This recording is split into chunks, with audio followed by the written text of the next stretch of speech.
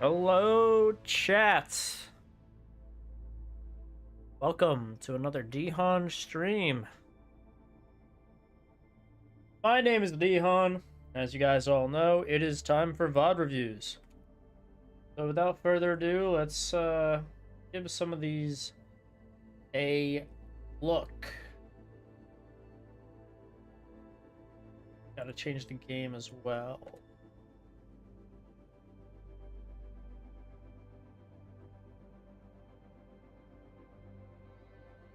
Okay. I don't know if that changed to the game for YouTube, but see how it goes. What's up, Bobby? All right, so let's get into this. So, first one looks like Loopy.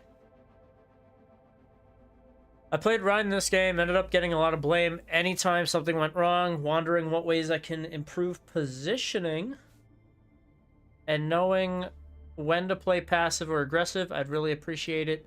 Thanks. There is no way that this code is the right code. Does not seem like an Overwatch code. Is it? Oh yeah, no, it's a code.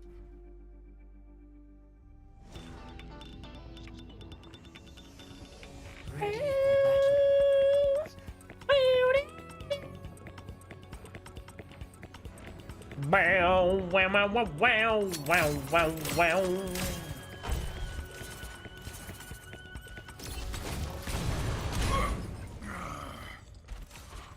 Very well. Shield activated. That's a lot of armor. So I guess you are a pretty big target. I guess I.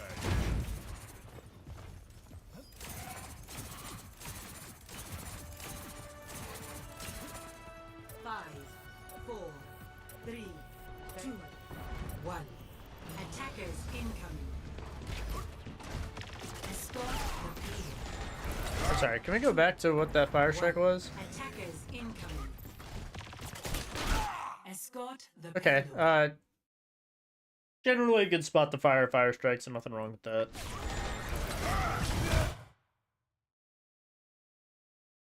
We're taking high ground. Okay.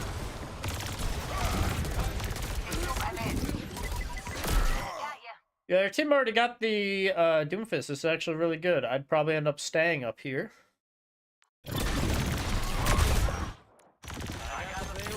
Don't worry, you're going to get healed. It looks like you may not know the mechanic to just turn your shield. We'll touch that on after this game. Okay, so now we have 2 picks. 3 picks, so now we're definitely going in, right? Nice. Pick 4. No longer. Honestly, you should probably try and get the Emre as well here. Just to either confirm a stagger, or worst case scenario, you take damage and your team's able to heal that, generating higher support ultimate charge for your team's future fight that requires support ultimates. So I probably would have pushed further.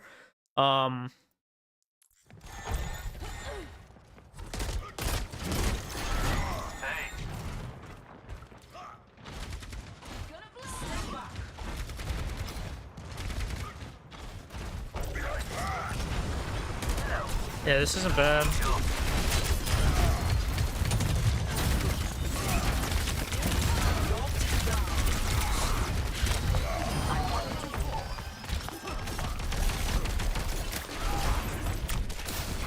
Nice.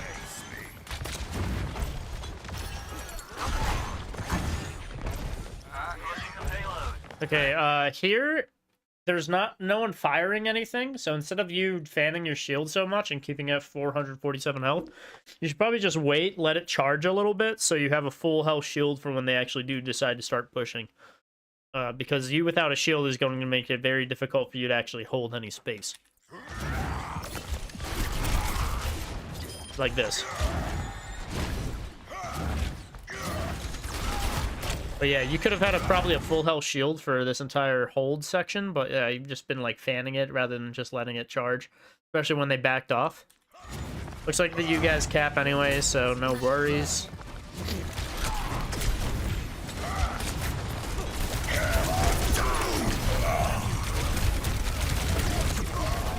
Yeah, so not a terrible idea. I think the issue here is just you didn't consider that the tank would be alive, and it being an Orisa is really easy to stop what you're trying to do here.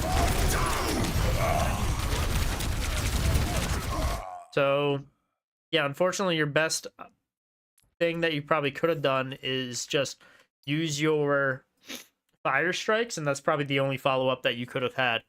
I probably would have waited a little bit longer. Or the other option was, rather than shattering right next to the Orisa, you shatter from like this angle or something, so that the Orisa can't really do much since she's not there. She can't rotate over fast enough.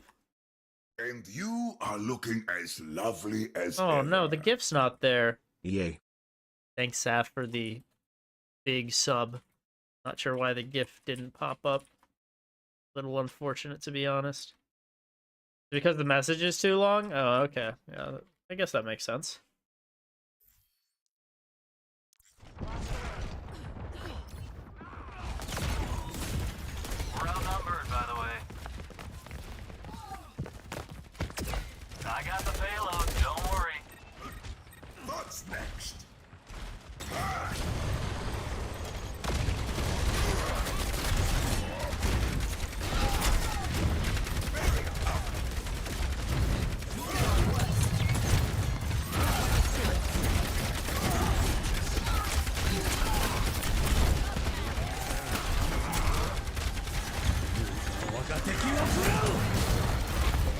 Yeah, so I think the biggest issue here is you did not take space to pressure the Orisa much. I think what you really could have done here, when she's used her abilities like this, is just push past her so that Kiri and Alari both cannot heal the Orisa, and then she can get hard focused by your team. Probably end up dying because she doesn't have any heals, or being forced to retreat, which indirectly gives you space. So you kind of like push forward a little bit here, but I think we could have gone even more aggressive, right? Instead of you backing up here with the shield, I think you could have even moved more forward to put a shield behind her and allowing your team to pressure her even further. But you kind of like let it fly and just like chill here. When you over here probably would have given you more cover. And doing that caused you to use a lot of your shield, rather than just moving over to here. And because you have a shield of 500, now you're kind of worried to go out into open space after the dragon hits.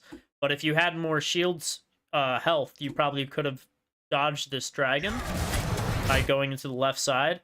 And then you would have been able to survive whatever other follow-up happened.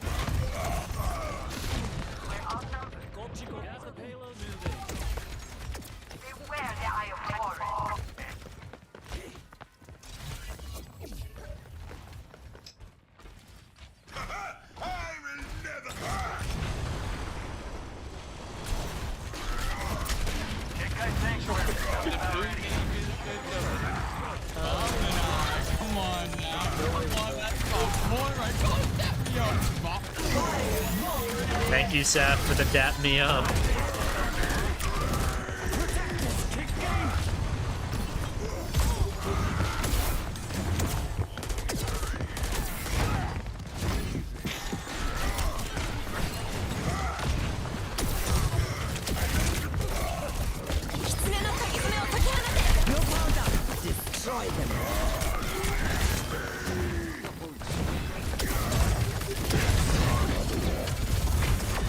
Yeah, unfortunately, that's just a Kitsune rush, so it's just really tough for you to get anything, any value kind of there.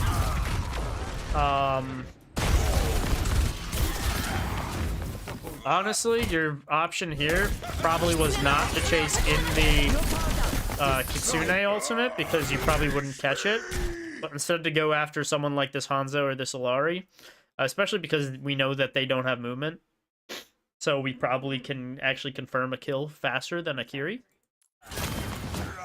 And they're also not in the Kitsune, so they don't have the speed boost that you have with Nano right now. So it's going to just take a while for you to chase them. You definitely could have gotten this pick and this pick if you just chased these guys instead.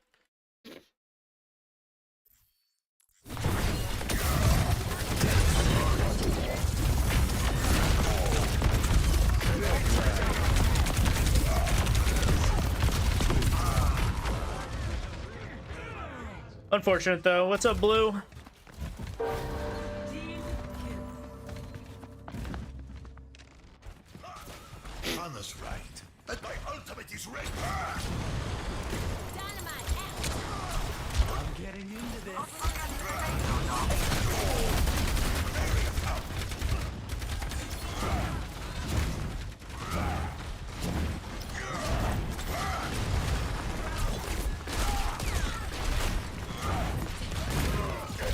Shatter.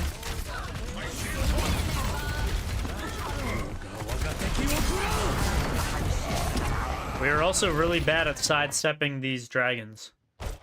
Whenever you hear a dragon, just move left or right. Obviously, it goes through the shield, so you just have to move it as quick as possible. But, like, when we see the Hanzo there and we see a dragon, we just have to assume it's going after us.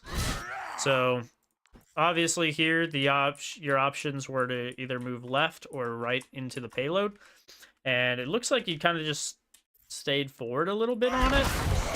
And holding a shield didn't help either. You actually held the shield twice, when you really just need to move a little bit more left quicker. Holding the shield up just kind of slowed you down.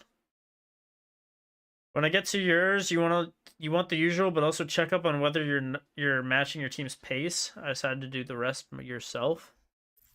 Very well. Yeah, I mean, honestly, I don't think timing is as important in gold lobbies than it's going to be in Diamond or Masters. I don't think timing is what's going to be holding you back.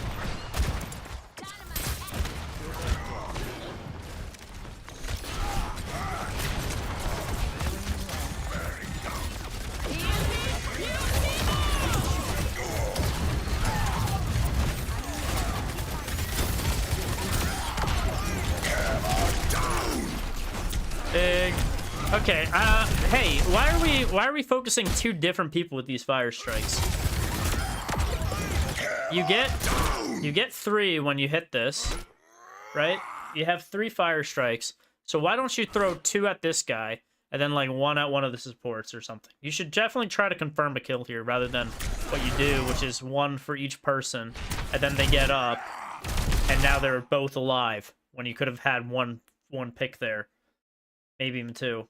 Another thing, chat, is Reinhardt, if you crouch, I know it's a little bit more tech heavy, but if you crouch and fire strike at a far target, you will hit the person in the front. So we might not have had someone anywhere near in front of us.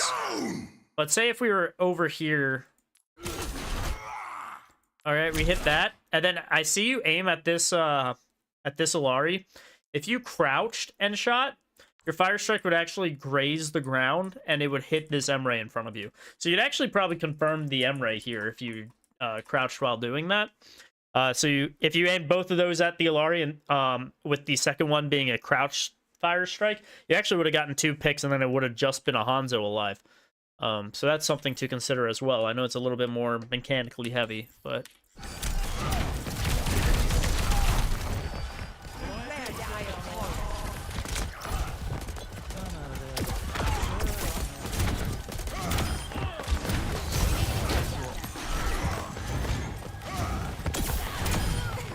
Sun had barely risen.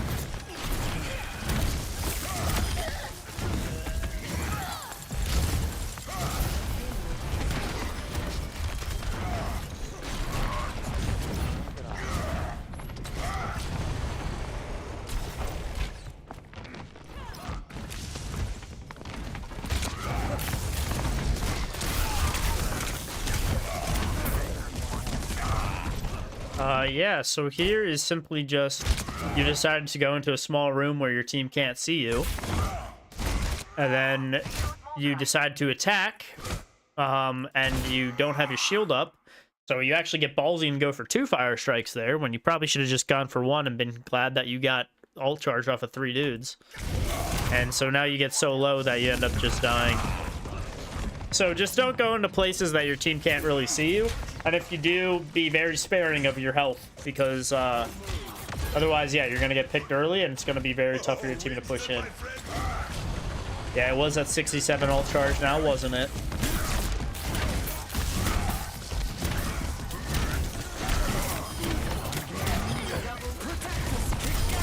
Alright, because your support used his ultimate, you definitely don't use your ultimate there. So that was good on you. Walking back here, there's not really a purpose. I instead would rather you... because you kind of got a whole team wipe, and because you have Shatter, I would like if you tried to show some aggression up here, so once they start pushing out, you can just hit an easy Shatter on a couple people. Your other option... Unfortunately, this doesn't really have many options to flank Shatter. I guess you could technically hide right here and just wait for them to show up, and then wherever you see a mass of people, hit the Shatter. But I would like to see a little bit more aggression to make it tough for them to come out of these 2 spawn doors, rather than just letting them push ever which way. Because you have your team on cart, and they're going to be able to see you the whole time. Okay, so we are pushing doors. Not pushing as much of the door as I would want, though. Like, if we're going to be pressuring here, I'd want you to be standing, like, right here, making it so they don't want to peek out here at all. And vice versa. If they're playing here, like, playing where you're at's kind of okay, but it's not aggressive enough to stop them from pushing out here. So they're just going to either push out here and go left or right, and you're not going to have much of a say in any of that. I think pushing over here and stopping them from even walking out this door entirely is going to be very good. And if anyone comes in behind you, you can always turn around and shatter them.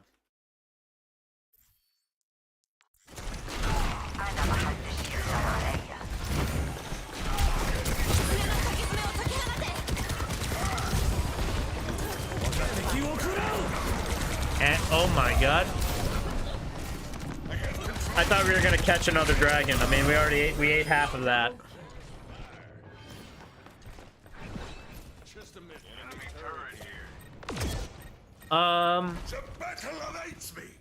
Yeah, like I said, I think we could have just had a lot more aggression there, especially because we did have Shatter, so that was supposed to be a really easy team fight win.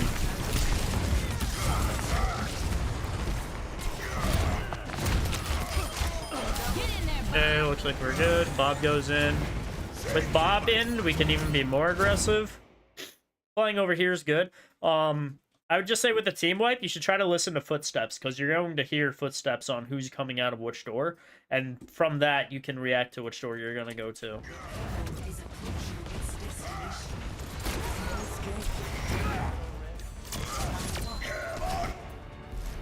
Hey, very nice, very nice.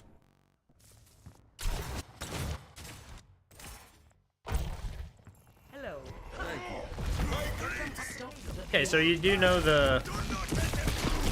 I think you know the tech. You might not, because... No, we might not know the tech, chat, because your shield's still moving. Yeah, your shield's still moving, so we don't know this tech. I'll show you the tech.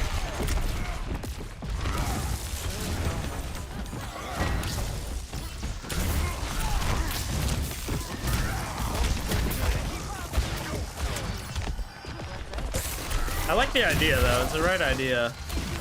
Yeah. Remember, on defense, your goal is to try to stay alive. So, you don't have to necessarily go for heavy kills. You really are just trying to stop that payload. So, like, playing up here is good and all. But your issue here is you went way too aggressive up there, like this. You're at 260 health. You do not need to go this aggressive. You are simply just trying to deny the high ground here, that they don't have really good sight lines on anybody from the low ground. And you playing where you're at, hopefully, your Ana obviously has moved, so she can't heal you where you're at. But you need to keep in mind like where your supports are standing. And going forward, obviously, cuts your sight lines off. And on defense, you're really just trying to stall that payload. So don't try to be so aggressive here.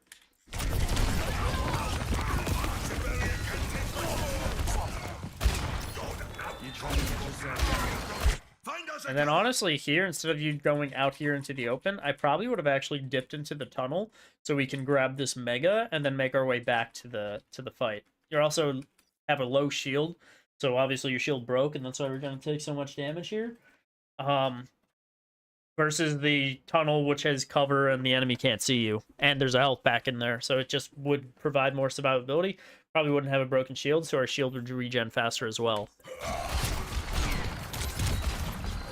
It's fine, you grab the mega anyways. All good. Don't know if being aggressive here is an angle either. You just don't really have a team, so honestly, your best bet's probably just to group up here. Hopefully protect whoever the Winston dives on. And then once you guys get the numbers back, you're able to recontest probably on this corner. Doing anything that overextends you is just going to rip your shield and then get you really weak to the point where you probably die from overextension. Yeah, so we get dove here. We're forced to retreat with our shield. Our enemy gets back up with us, so at least that's good. But it looks like the same deal. Our team is just super overextending, trying to save our butt, and they end up getting picked for it, and we actually don't have a recontest fight because we tried overextending versus just trying to get a group up for one last fight on payload.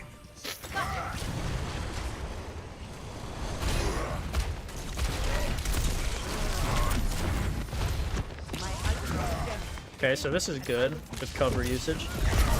Yeah, so it looks like you're like, sometimes you have really good cover usage, and then sometimes you just are like, what's cover? And shatter there too if you wanted to. Honestly, I wouldn't be opposed to a shatter here.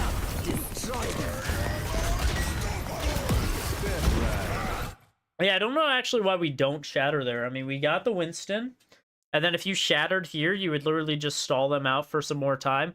Also, shattering them would have probably made it so these two people didn't ult. And then you would be able to charge your ultimate while the next fight got like nano high noon or something. And then your Mizuki would have ult, and by the time all those ults go through, you'd probably get your ult again. So we probably should have ulted before we even got nanoed. Probably.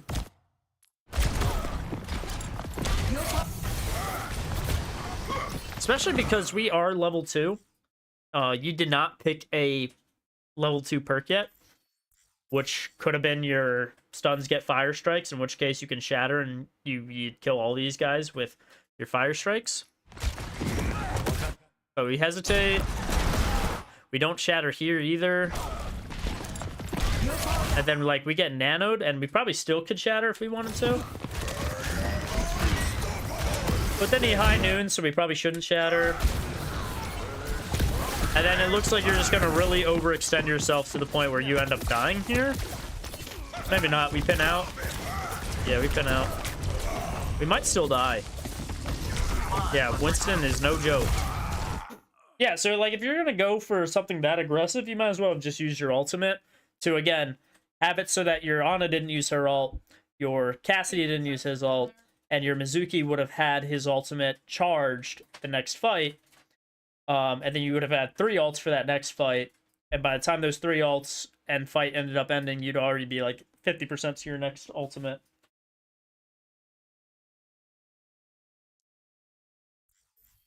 Vote for Gibby at the very least. Play with confidence. This is... I don't believe this is Gibby. Oh, Winston, my friend, you are going to pay for that. Is Luffy. My ultimate is ready. My ultimate is charging.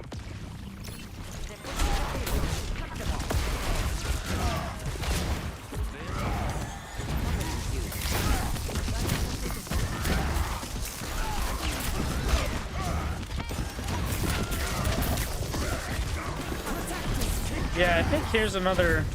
Okay, there we go. Get her. Get her. Nice. Yeah, and like, we still haven't used our ultimate. Like, you should not be holding on to Rhine Shatter this long. It is a very quick ultimate, and the only reason people really play Rhine is because of his Shatter. Because because most Rhines basically only win team fights based off of their shatter. So a big reason why people play Rhine is literally for the shatter. And if you aren't able to hit shatters, or you aren't able to shatter, you probably should get off Reinhardt and play someone else that has a lot more impact in the just other general fights.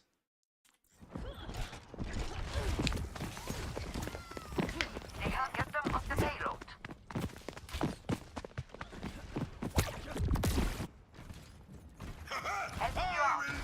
Because Reinhardt is basically balanced all around his ultimate. Because they know that a Reinhardt that is able to generate shatters quick and is able to just land a bunch of shatters is going to win a lot of fights. Because a lot of the other tanks don't really have a shield to block shatter. And then that was the last recontest where you basically just didn't have your team, and that's why we ended up blowing up. Move up here. But again, if we used that shatter, probably that first time I suggested you have shatter, you'd probably have shatter at that point, but you'd probably have won so many team fights that the payload actually wouldn't be on the last recontest. So you actually probably would have had a better shatter anyways the next time. So we probably should have just used our shatter first earlier.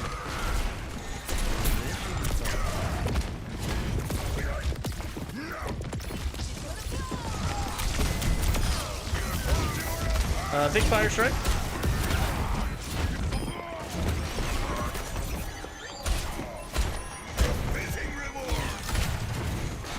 Nice.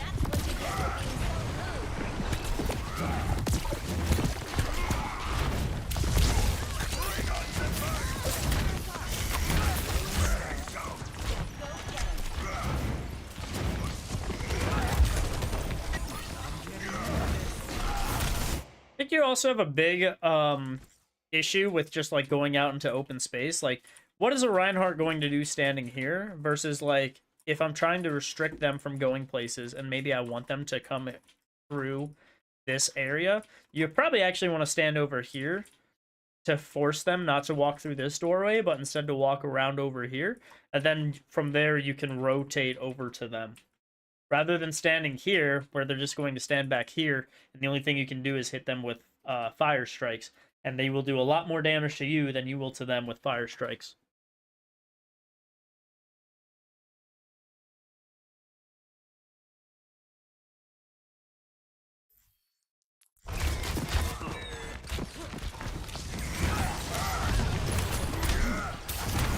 Big pin. Yeah, because you can see we're getting a lot of value from standing on this side. You are not getting as much value just standing out in the open like this. Big shatter. Huge, actually. Yeah. Unfortunate that your team decided to use Blizzard there, but you have 2 ultimates for the next fight, so we're not too upset. Not sure... Okay, we don't need to glaze the Ana. We can go back to just playing defense where we're at. She knows she did a good nano. Okay, very well.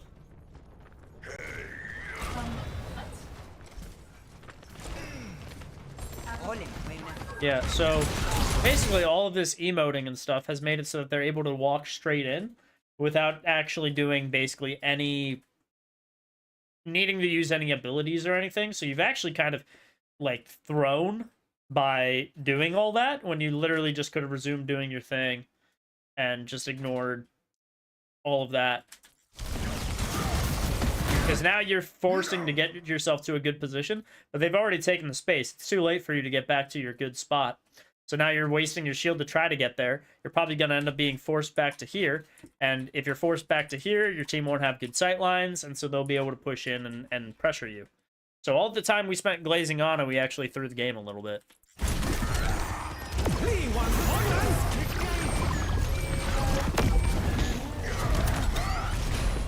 Yep.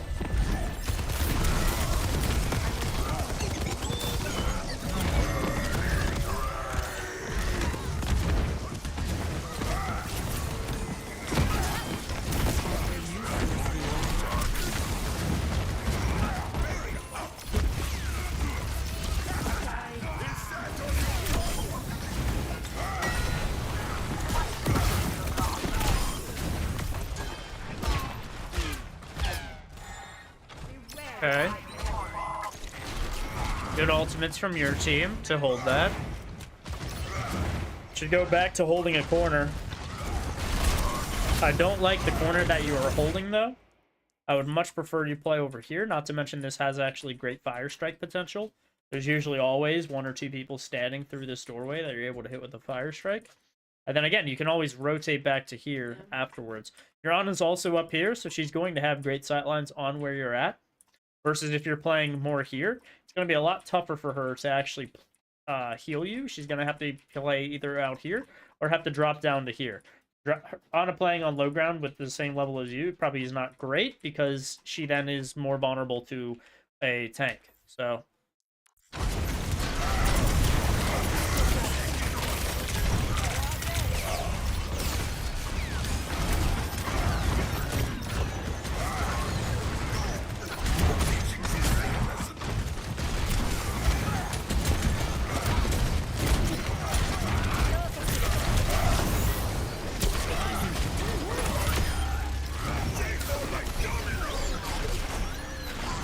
Nice. Another big nail.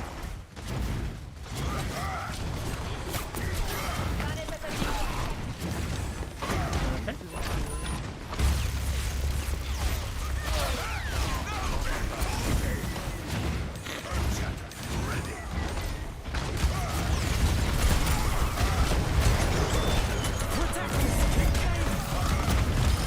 Very good shatter.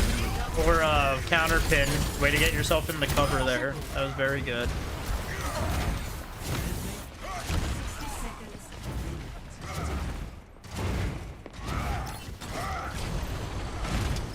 I think this is a win, chat. Obviously, losses are always better for VOD reviews, but we definitely have some things we can work on here. This was a bit of a big overextension too. I don't know why you necessarily did an overextension. Again, on defense, it's not really about the kills. It's about just staying alive and stalling that payload out. The longer you stall the payload, the harder it is for them to full push it in overtime. Shatter. Yep. Piece of cake. Easy. And then here you probably just push the spawn door so they can't push out. Okay, never mind. Okay, we got Solar Shatter. Very good.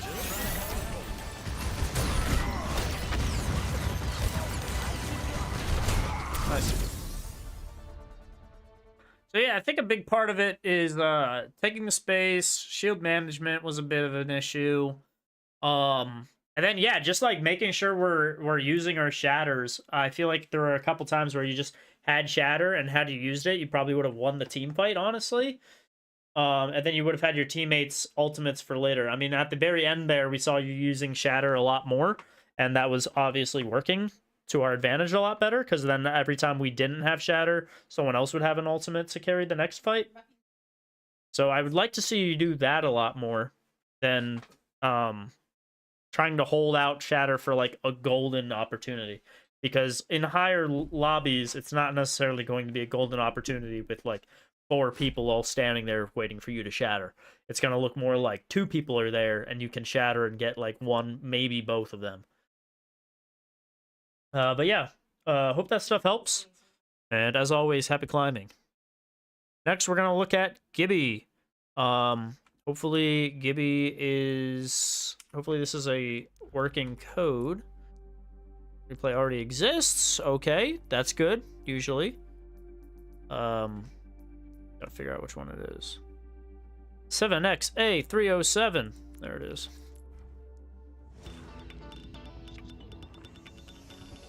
Ready for battle. Yes, and I believe we found out that we are Gibby minus Viper. Yeah, Q-Woody. Okay. This should be interesting. So now we're watching a Reinhardt that is on... We'll give it all we've got and hope that's that is on Route 66, but this is 6v6. Yeah, it's the one I quickly reviewed. And then went, I don't know who it is, so I'm gonna just skip over. 'Cause I was looking at Rodrigo. 1. Attackers incoming.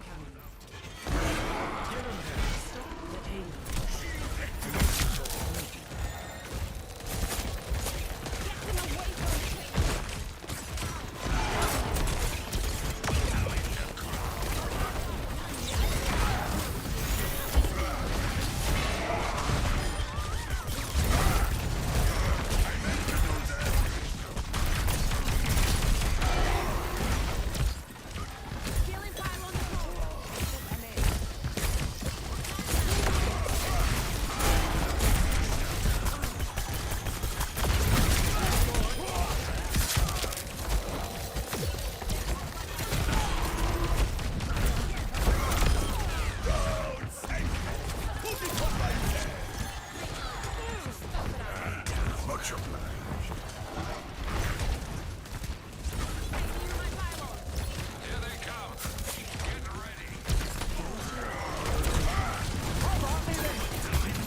ready. Yeah, so this is definitely a throw. You literally had so much space that there's really no reason for you to be,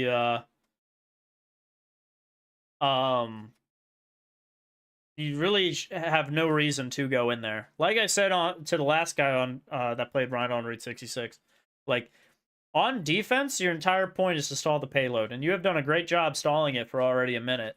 There's literally 0 point for you to push in here. It's just not really... It's just really not worth it, you know?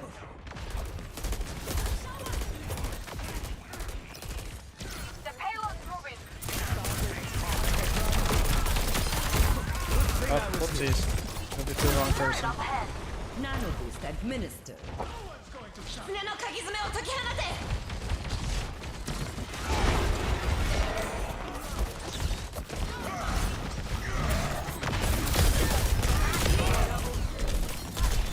Cool. Okay, I think there was something better we could have done there.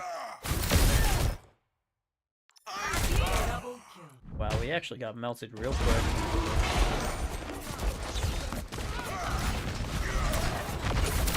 Okay, so honestly, with our aim, we definitely could have hit her easier as we went down. I think your issue here was... And I forgot to show the shielding tech to the one Ryan, so we'll go and we'll show that if he's still watching. He probably isn't, though.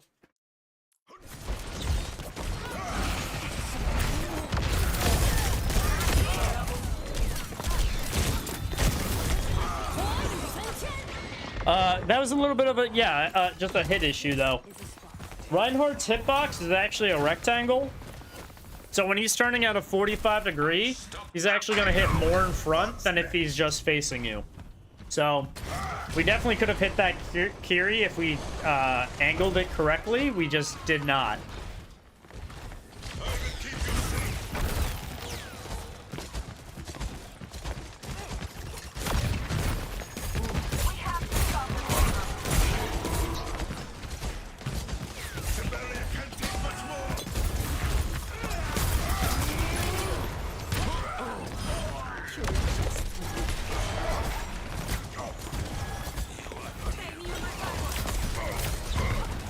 Shatter.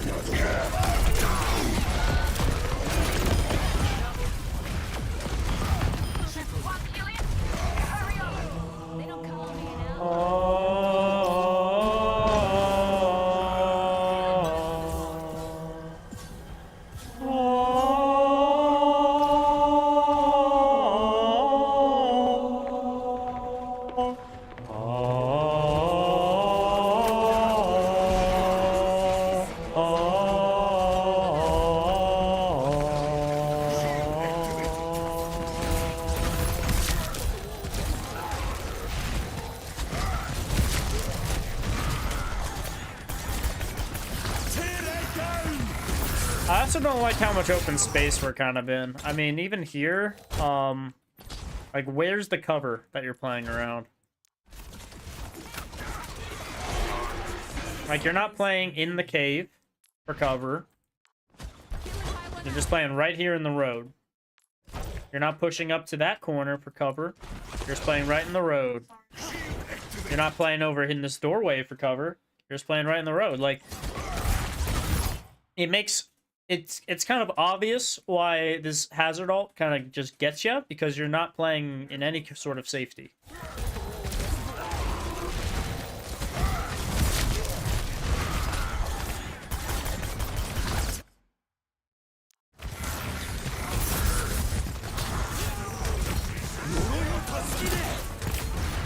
And I think a lot of this playing out in the open kind of causes your team to have to play around you too.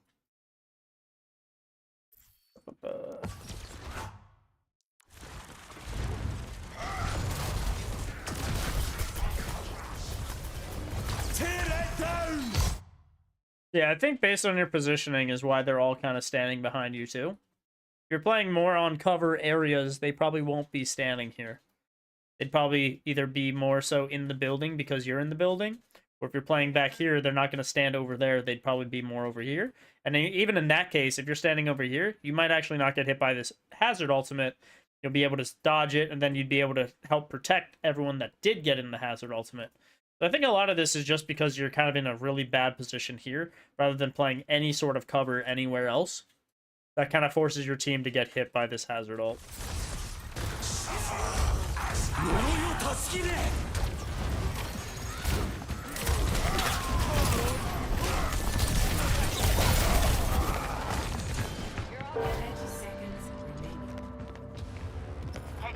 Victory is nearly ours. The payload has reached the checkpoint.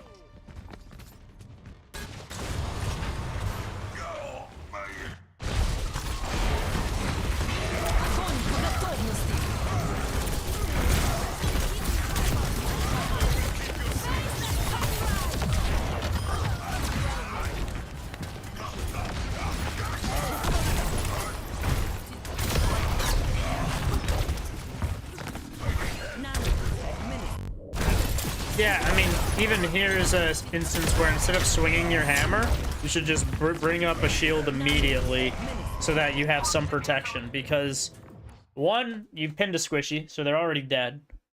And two, you don't know where your team is, and so your team could potentially just get you and kind of like just like you need your team to heal you there. And if you let any sort of damage come into you, it's going to risk you dying, which is exactly what happened. Get in there, Bob. I'm on Don't get in my way. hostile forces are pushing the payload.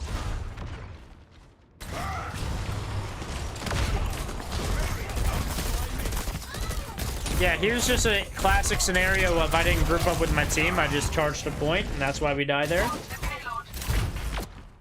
Definitely no thought process there. If you don't have a team, just wait to group up with your team. Hold on whatever space you can, but try to group up with your team and not die. Like, you dying and staggering there makes it very tough for you guys to push out of here, and that's probably why they full cap. Because now you lost your Orisa. You're probably dead now too, because you don't have an Orisa. Yeah, shatter here honestly doesn't matter at all since you guys can't touch. So I just wouldn't have shattered there.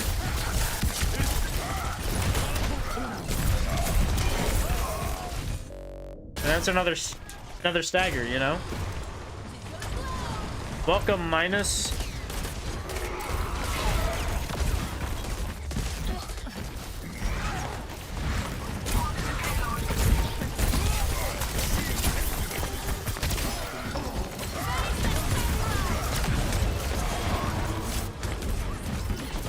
Here's another classic example of you being out in the open with no cover.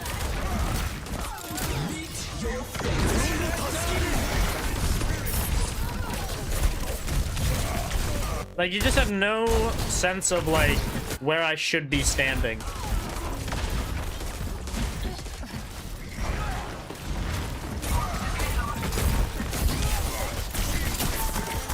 Like, this is good shielding to keep yourself alive here. And then this ult goes out, and instead of standing where you should be, you probably should just be over here a little bit more. Just to protect yourself from this. You have more fire strike access here. You have fire strike access there. You end up cowering over to the left corner. Well, like, not even, right? We're out in the open.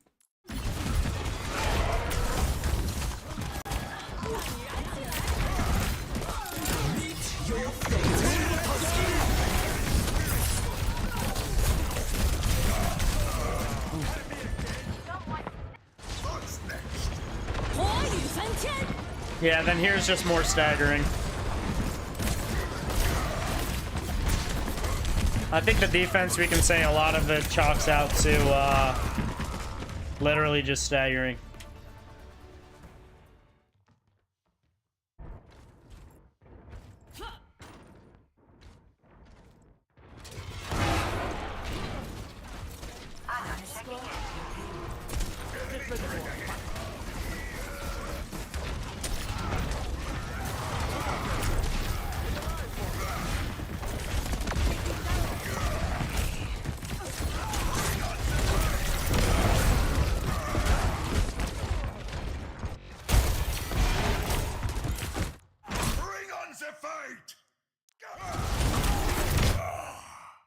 Yeah, honestly, the reason we die here is simply because you chose this area, which has more sightlines, than this area.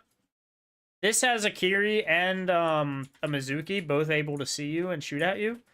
Over here cuts the Kiri off, and honestly, if you hug tight enough, it cuts the Mizuki off as well.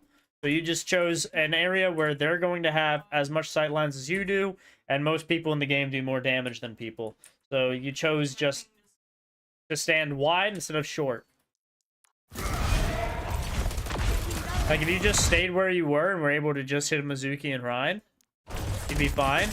The whole fact that you came out over here, where you get hit by Mizuki, Ryan, Torb, I think a Kiri headshot hit us. Like, we're just hit by everything.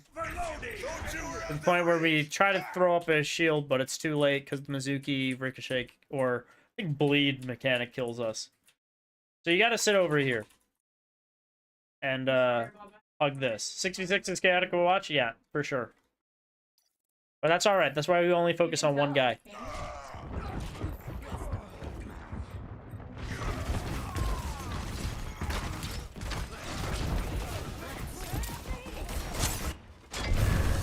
Enemy turret up. A trip to Fiji would be just a ticket.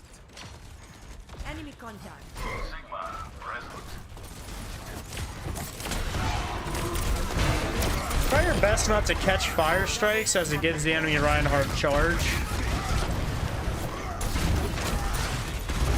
Like, even this whole dynamic, right?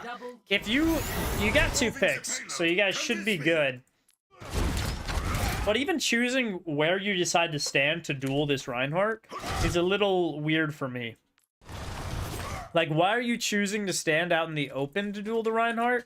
Even standing around this pole or this gas station is going to make it a lot easier for this Kiri to miss with her kunai. She might hit the pole or the gas station, so it's going to give you some sort of cover, which is going to make it so that she does less damage to you, which makes this like more of a true 1v1, even though you do have your teammates that are going to eventually heal you, right? Also, playing under here is going to make it so the Emre can't shoot you.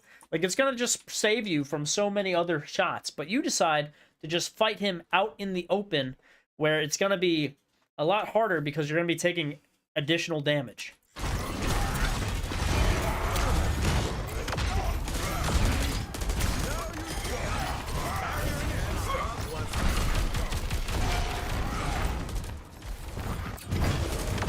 If you don't know how to get up there, literally just walk over to this payload and jump from here up to here. Payload you can use to parkour. Please, please, please. Do it!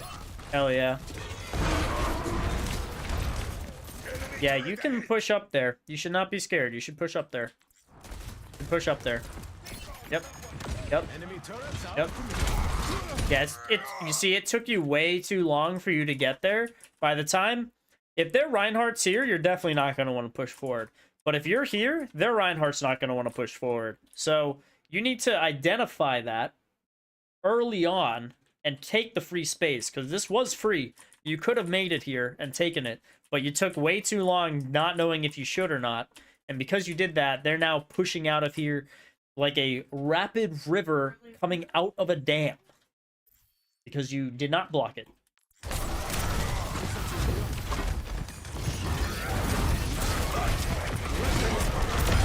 Big bat. Alright, honestly, Shatter wasn't necessary here, but I understand why.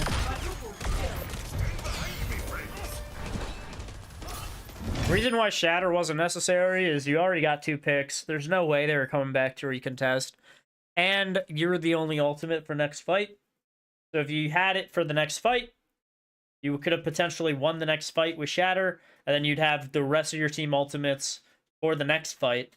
Now you're going into this fight with no ultimates. They have what looks like 3, so we would expect that the enemy team ends up winning this next fight just because they simply have ults and you guys do not. A change of pace. Yeah, hearing double kill makes you want to press Q, but you have to understand also, if you got a double kill, the fight's won. Pushing the payload. You coming? Here you shouldn't hold where you're at. Again, the enemy team has ultimates, so you want them to hopefully use those ultimates over here where they're not stalling the cart, versus them coming over here, stalling the cart, and then using ultimates to wipe the team. It takes a lot, that takes a lot more time stalling than it does if you push out here and you are able to fight here so that this payload gets free push up until they end up winning whatever said fight is here.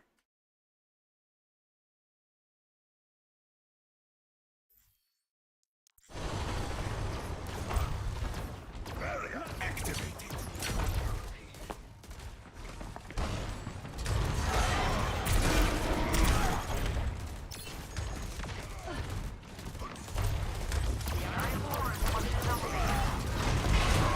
Yeah, like, even here, it looks like you're a little confused on where you're trying to hold. Like, I'm not sure why we're trying to hold this corner. I don't know what this corner... What's so magic about this corner? I don't really think there's anything magic about this corner, really. Let's just go back a little bit to when we actually got that whole team wipe, and you're back here. Like, we do have charge. So rather than us sitting here, we use charge, okay. But then you go end up here, which is like, eh. Because if it was me, I'd want to either play up here, denying the high ground, so they're forced to play on this low ground. Or, if you are able to get to it, you'd want to ideally play here, denying them any kind of high ground, because they can't even come out here to play around this high ground. And they're forced to, like, drop immediately into this little bunker. And this alone, with all these bad sight lines, makes it so your payload is allowed to push up to here at some point. You playing back here makes it so that your payload can only push up to where you're at. And they're probably going to be able to recontest from above, where your shield, being down here, isn't going to do anything. Barrier activated. Yeah, again, I don't think it was a whole necessary team wipe, though. I don't think you needed to get kills or picks or anything like that. Like I said, you guys won the point. You already got 2 picks, so the fight was already over in my eyes. But as you can see, you playing down here has provided little shield value, since your shield's barely touched. They've already picked 3 of your teammates because they've gotten access to the high ground. So again, this positioning right here was just really not good. It was way too passive for you. You needed to take the free space that you had from that team wipe. And if you, like, you choosing not to has been the reason why they won this. And not only that, they won this fight without any ultimates, which means it's going to be even harder for you to recontest, because they're going to have ultimates on the recontest, and you guys actually lost so quickly that you don't even have team fights for the recontest. So they're going to have a lot of ult economy on this next fight. Okay, so he chooses to waste Shatter. That's okay.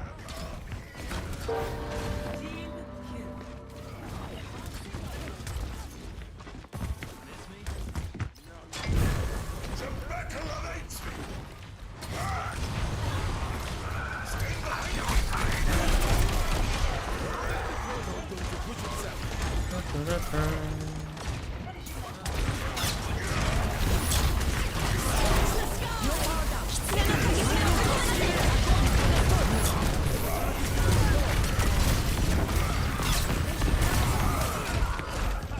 Yeah, that was just literally everyone pressing ultimate. Honestly, when you got grabbed and then you got pinned out, you probably should not have walked forward, since this is kind of like, this was the reason that you survived at all. You probably should have backed up, and just literally cowered. But literally, again, with everyone pressing ultimate, and again, because you had a really bad time here, it was kind of this is like an instant loss, and you're kind of lucky that the enemy team basically all pushed ultimate, because that at least made that so that your next recontest with BAP window is going to be a little bit more optional.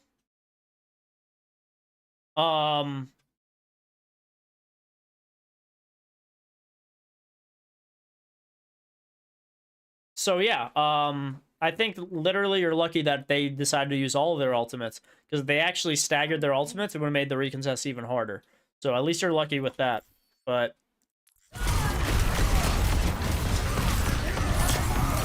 and then yeah, I think you just got nano happy and you kept swinging. You should have at some point held your shield up. My journey continues.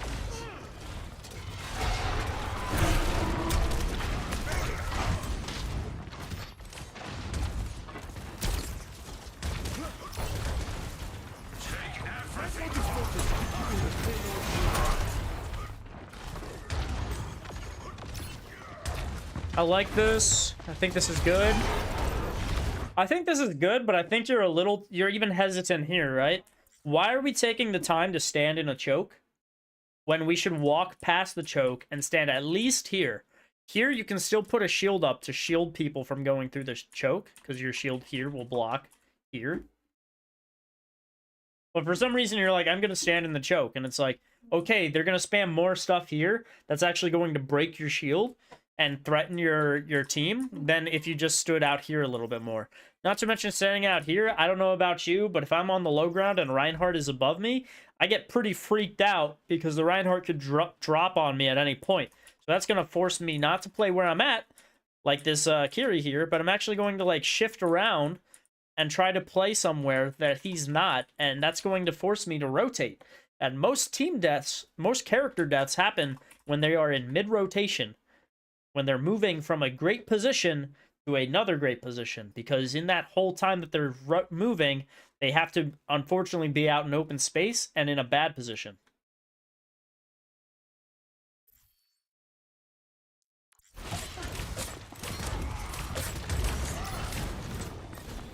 Adaptive circuits engaged.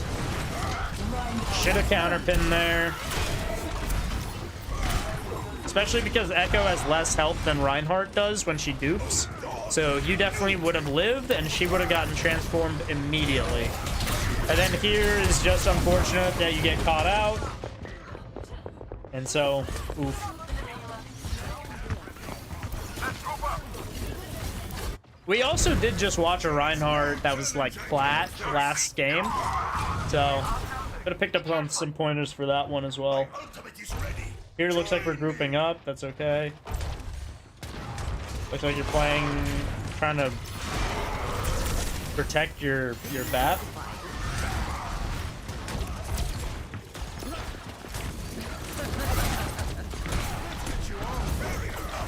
Yeah, I think, again, it's kind of obvious that this is a very tight choke with a lot of spammable abilities, and they are just kind of spamming through it.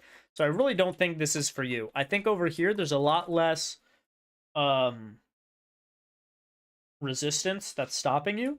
So I really think you should push up here, have all this high ground for free, since none of them are playing it, and just basically turn it on their heads. And then they're either forced to go this way, which in that case, now they're playing attack, you're playing defense, but you get to push this payload for free. Or they're forced to jump into every which way, probably end up split up, and you guys end up just dividing and conquering. If you stayed there and let Ram go on the side, it would work better. Correct, because Ram is probably the off tank in this scenario in a 6v6. And so Ram probably should actually go around here to enforce. You would think with the Zarya, it'd probably be better, because Zarya could get some charge and then come over here with some high charge and pressure them out. Or a Hog. Or some other kind of off tank, because we are 6v6. Reinhardt, again, doesn't have much pressure here. But the reason I'm saying you can pressure through here is because you have a full team.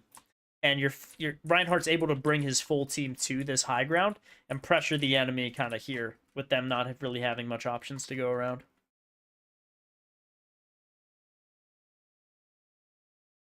So he doesn't shatter your team. Yeah, I guess that's fair. But you also could tell them to all go through the tunnel first, and then they all walk through the tunnel. Ram puts a shield up here, and then, you know, by the time Reinhardt's trying to chase you guys, like, you're going to block the shield here. Ryan's going to come out here, and their tank is still Zarya, so she can't get up here, so you guys are still good.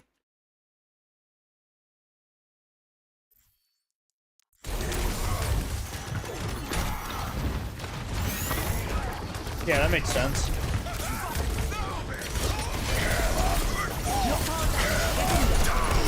Good chatter. Alright, so swing, fire strike, swing is going to be a lot faster than what I just saw, which is just you throw out 2 fire strikes. And that's because fire strike is a little bit of a swing animation cancel. So it does come out a little bit faster and a little bit more bursty. So if you do shatter, most of the time you're going to want to swing and then hit the fire strike and then swing again. So that you get as much damage out. Not to mention you get another fire strike back, so you can swing, fire strike, swing, fire strike. Again, just a lot more damage output than just throwing 2 fire strikes or something like that.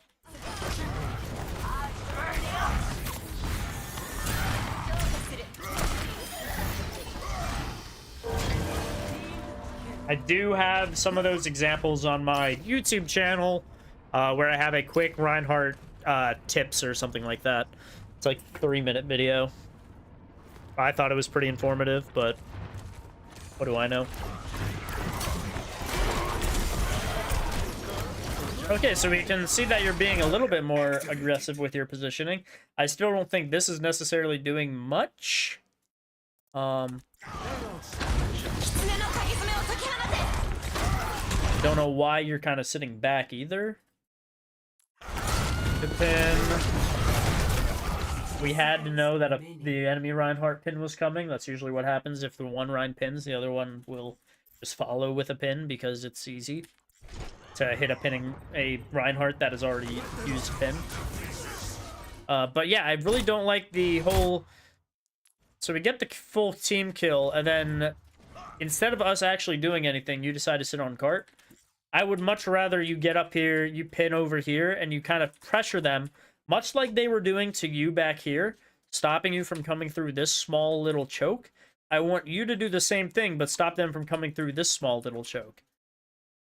Instead, you kind of eased off, sat here, which would be the equivalent of if they decided to, I don't know, sit here. And so it makes it very easy for their team to push out here and take whichever kind of space they want to, because you're kind of sitting here when you're sitting there. If that makes sense.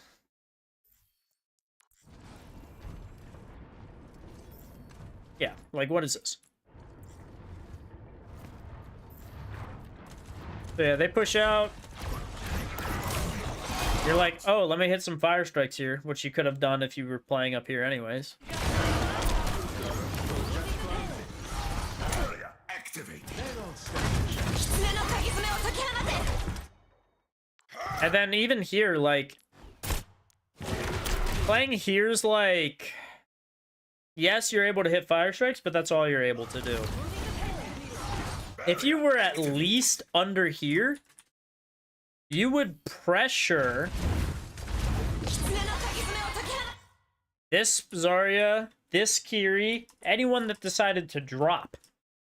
Versus what you're doing here, Reinhardt's not going to do much here. Like, if you were a Sigma, sure, you'd be able to hit them with some balls. If you were a Domina, you could shoot them. If you were an Orisa, you could shoot. Queen, Hog, like, anyone else could shoot. Reinhardt can't shoot, so you need to be a lot closer to the enemy and a lot closer to where you think they're going to drop so that you are enforcing that space with your hammer. Playing back here allows them to drop here with no threat and play however they want to.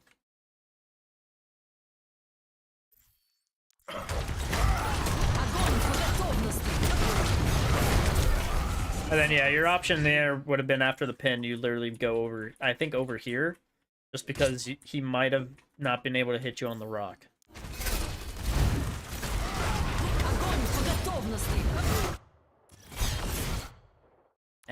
Still gotcha. Like I said, pretty easy to hit a pin, Ryan that pins.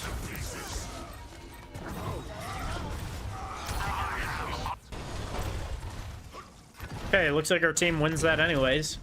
Well done.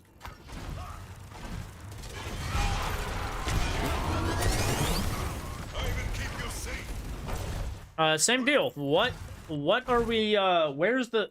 Look at all this free space we have. Look at where the enemy team is. And look at all this free space we have. I reckon you could probably go up to this truck and hold the truck, or even hold up here. Instead, you are kind of just sitting here, with the rest of your team. And because you have not taken any of the space, this makes the other Reinhardt feel very confident that he can push out here to here. But if you've just taken that free space because he wasn't there, it would make this Reinhardt a little bit more scared to push out and take that free space. But he's going to take out and take as much free space as he wants because he's a good Reinhardt. I will keep you safe.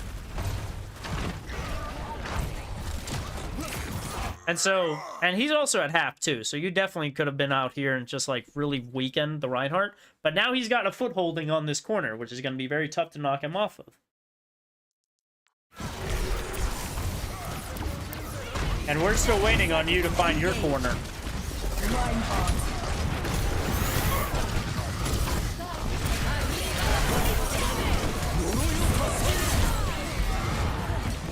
Yeah, and so that made the fight very easy, because again, if we go back to alt charges, and let's look at the alt charges for this fight, they have 3 alts they can use. So again, why are we not taking our space and going up here to force them to use their ultimates up here? Because if they use their ultimates all here, you know, Shatter, Sanctuary, and everything, you can kite back to the cart, and it's like nothing happened. But if you wait until the cart happens, well, you want to push the cart, so you're not just going to back off cart. They're going to use all their ultimates, and then they're going to fight everyone on cart.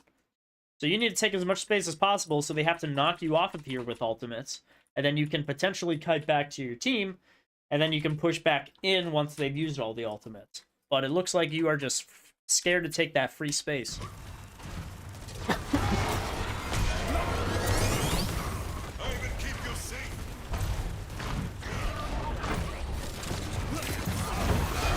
And that's kind of why this happens. I mean, yeah, they get a foothold, they pop their ultimates, they fight you on cart here, and because they fight you on cart, you guys lose.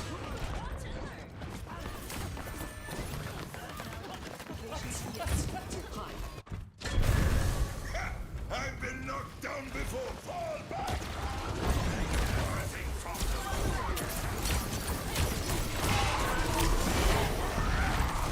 My ultimate is ready. I get control of the field. Get me moving.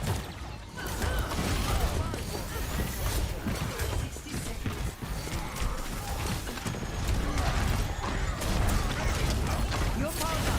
Get in there. Glorious feeling.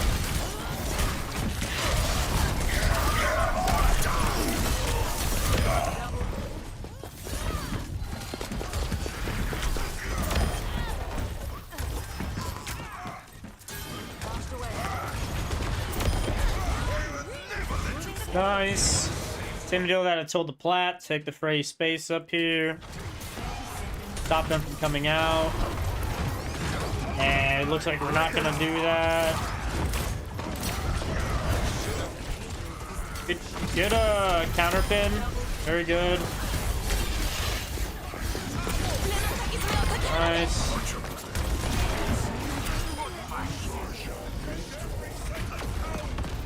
Cool. Yeah, I think the big issue is just taking the free space. That's usually what the issue is, especially in like gold lobbies. Like you're just not taking enough free space given to you, and so you're not enforcing enough space. And that's kind of like why it doesn't necessarily fights don't go as easy.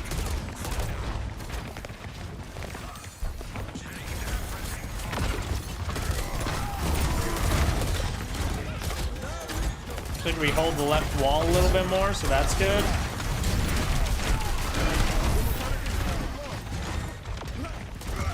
If you're in an immortality field, you are able to just swing more aggressively since you can't die in it.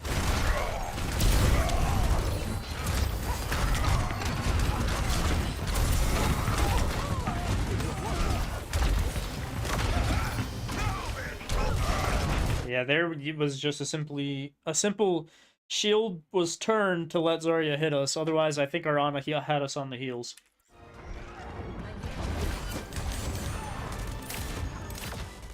What else happened?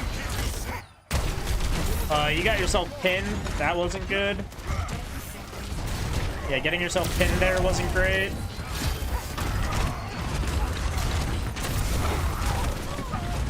I think once Payload rounded this corner too, instead of playing where you're at here, which is just a very small choke, You could have probably played over here, where again they had less sightlines on you versus playing in here. Again, it's a small choke. Ryan's able to hit fire strikes through here pretty easily. He's less likely to do it on this side, not to mention because you have this bumper here, you actually have more cover. The issue on the first attack was the payload was like playing back here, and you decided to round this corner a little bit more, which opened up sightlines to everyone.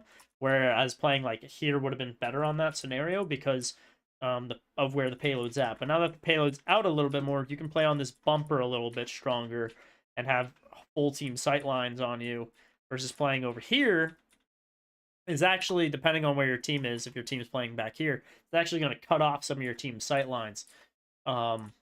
And playing like right here where you would enforce some team sightlines.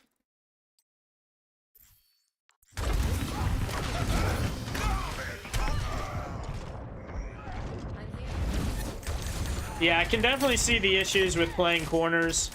I definitely agree that that's still somewhat of an issue. But I think the bigger issue is the free space taking. And maybe that's because we don't know what corners and what space to take. But you should try to take as much space that's given to you, because the more space you have, the more you're able to filter through the space that they're pushing through, like small chokes, small areas. And if you do that effectively and successfully, it's going to make it a lot easier for your damage that are going to be spamming these chokes.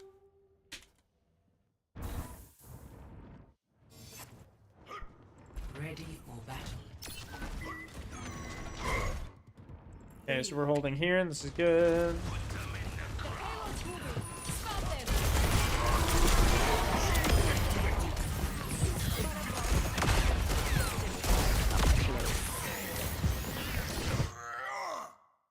Okay, somehow our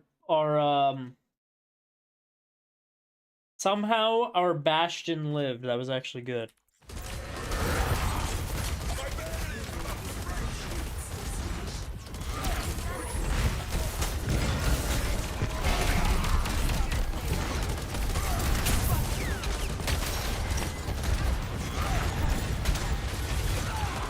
Even here, probably the best place for you to play is like not where your Ram's playing, because he's actually going for like damage, but you should probably just sit right on this bumper here and then go left or right for fire strikes and then put your shield up to block hog hooks. And that's probably just where you should kind of park it.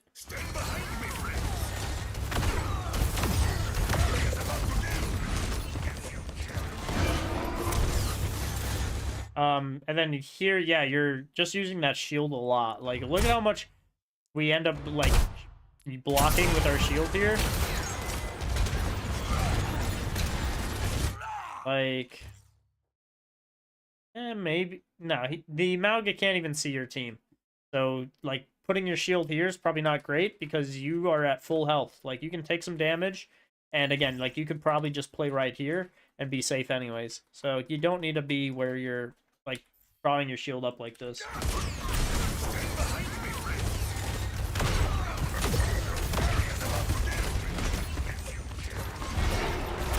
And then, yeah, a lot of it is just shield management. Like, your shield should not be this low. You should try to charge this up so that you actually have some sort of resource. Because once your shield breaks, you're just going to get hard focused and blow up.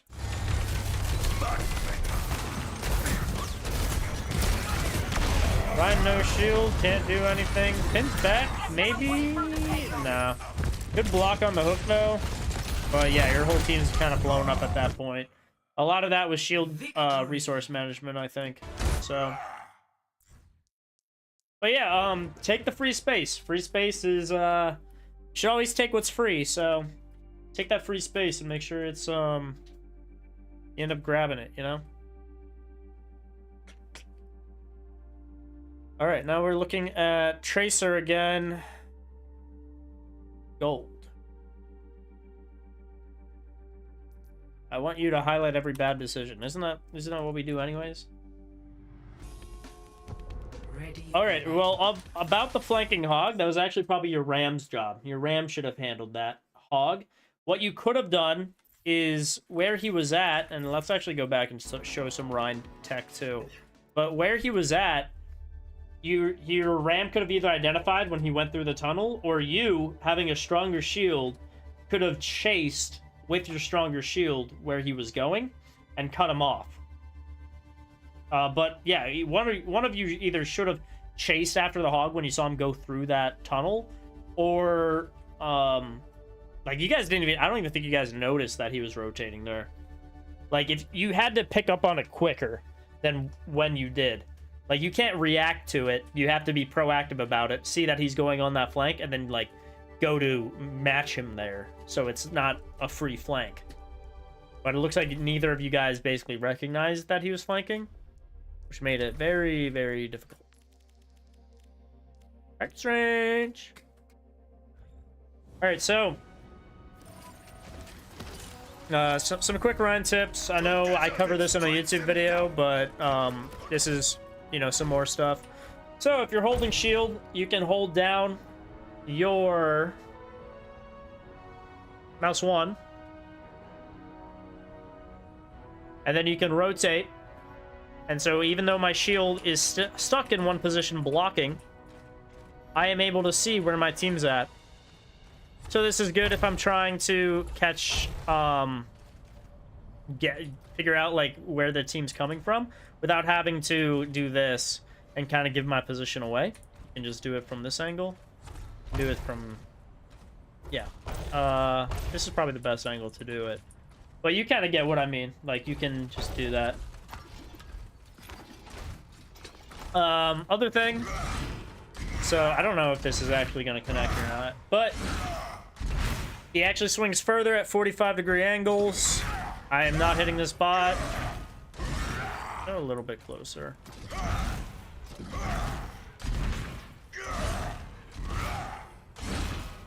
Oh, closer.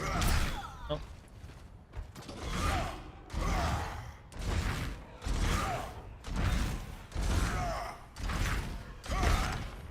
Didn't I? Oh, there we go. Yeah. So right now I'm like 5 meters away, and as you can see, I'm not hitting it right here, and I'm just gonna put this down so we know I'm not moving. Okay? But I'm not hitting him, and then when you go at a 45 angle, you actually do end up hitting him.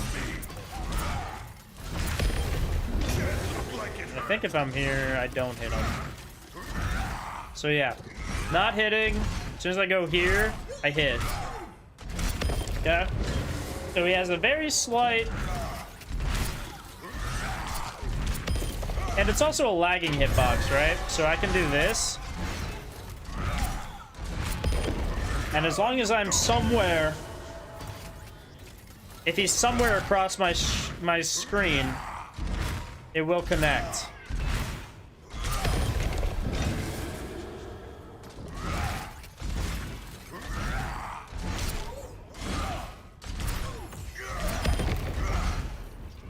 So, yeah, just something for the Reinhardt mains to keep in mind. Yeah, that's probably about it in terms of the. Oh yeah, swing fire strike is better than swing or fire strike.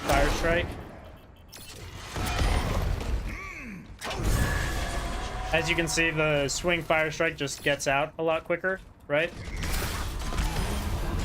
That is a lot quicker than double swing or double fire strike. And we'll just go back to the swing fire strike again. As you can see, it's just a lot quicker, a lot faster burst potential.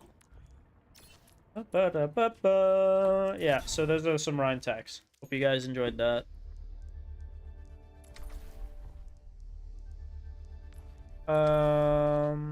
Yeah, back to the replays. Replays, alright, back to Bluey. Alright, Bluey.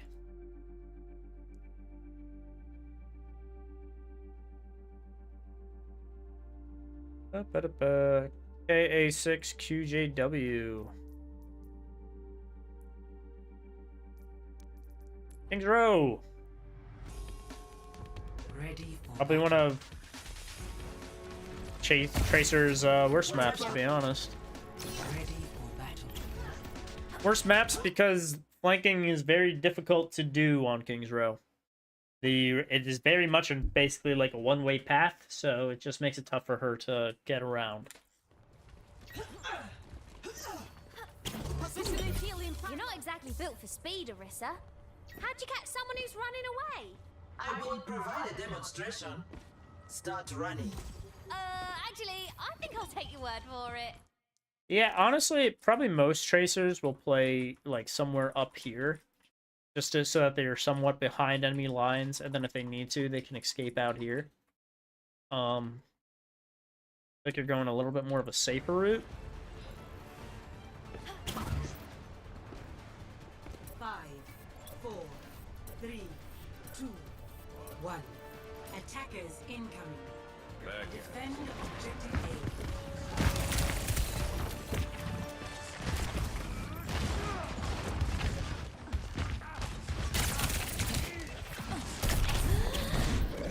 About a second chance. Yeah, so obviously blinking there, not really good. Using recall here, not great either, especially because you probably could have just blinked up and grabbed this mini.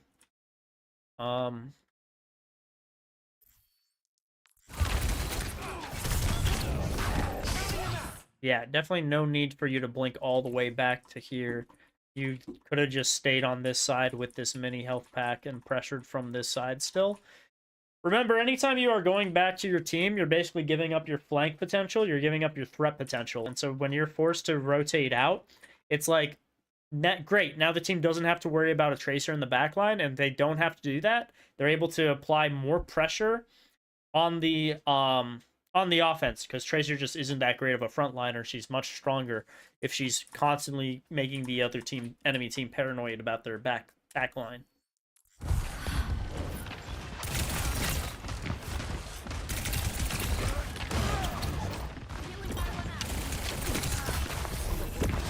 Yeah, so right here, basically you're frontlining, because you were forced out.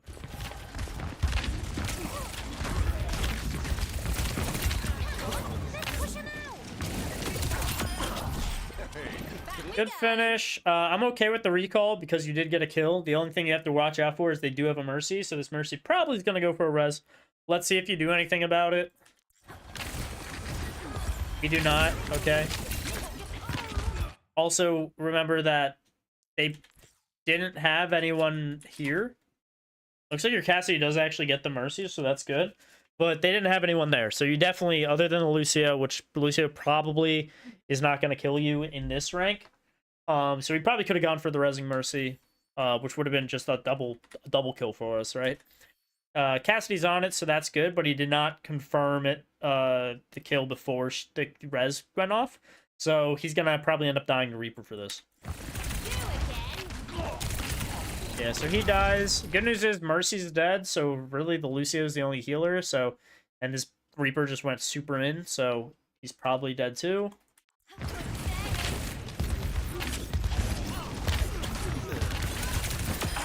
I've got you covered. Cool, and then... Much better. Yeah, wait for... you always want to have like 2.5 blinks before you engage on people. It's just a good rule of thumb that most Tracers will have.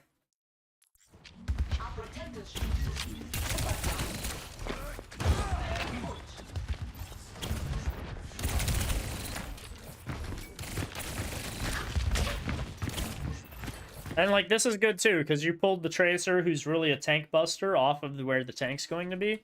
And pulling him out to an isolated position like this is actually going to be very good, because not only are you probably able to win this duel against him if you keep your distance, but you're also going to be able to get to the team and help them faster. So this is actually a really good idea for a pull. You do have a health pack here that you can help win the duel as well, and he does not.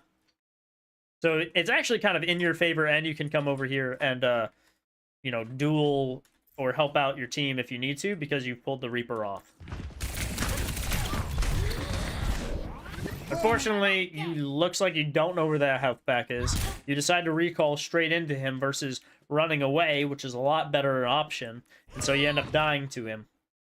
But we have to remember, Reaper's only mobility is Wraith Form and Teleport, so he can't chase us like other damage really can. So we have to use our mobility to our value. Not to mention he does have shotguns, so just don't play in close quarter combat too much with him, because he can do a lot of damage if you do.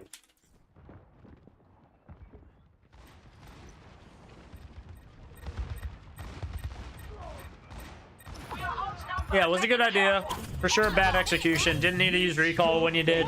Could have grabbed that health back when you needed to.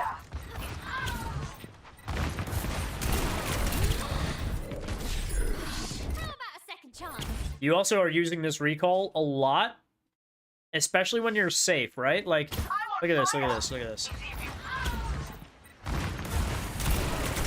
We get hit, we have 14 health, we zip, we're safe.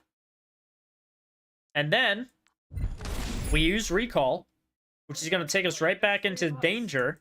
So even though we're at 175 health, it's like, great, you're in danger and you have no blinks. And you're going to end up right in the same spot. Like, you could have just used a blink to get yourself to a safer position. But you keep using this recall into danger. So you need to stop using your recall just because you're low and think, if you are in danger, then yes, recalling is probably a good idea.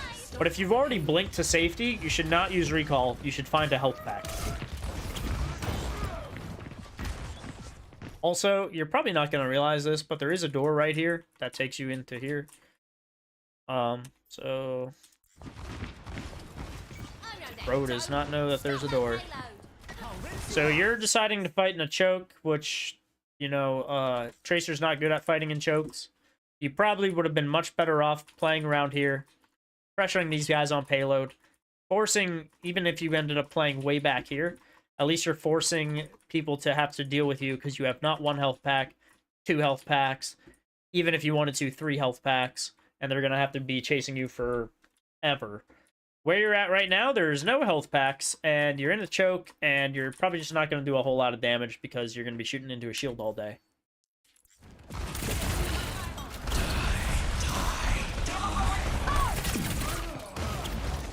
Yeah! Yeah! At least we got the Mercy there. That was good. Because we got a Mercy, we know they have less heals, so we should be a little bit more aggressive here. We should potentially try to either come out on a flank here or just be a little bit more aggressive. Eventually getting our way to the Lucio, if we can help it.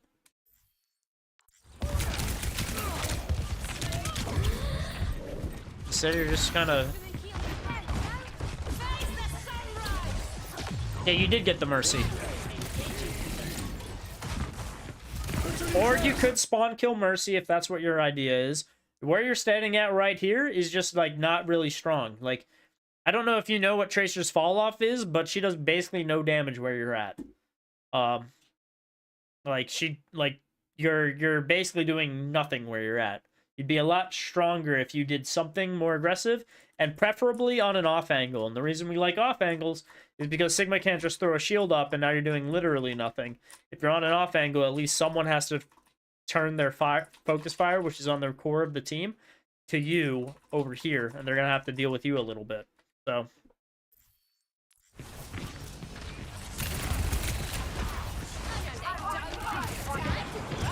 Kobe! Yeah, no.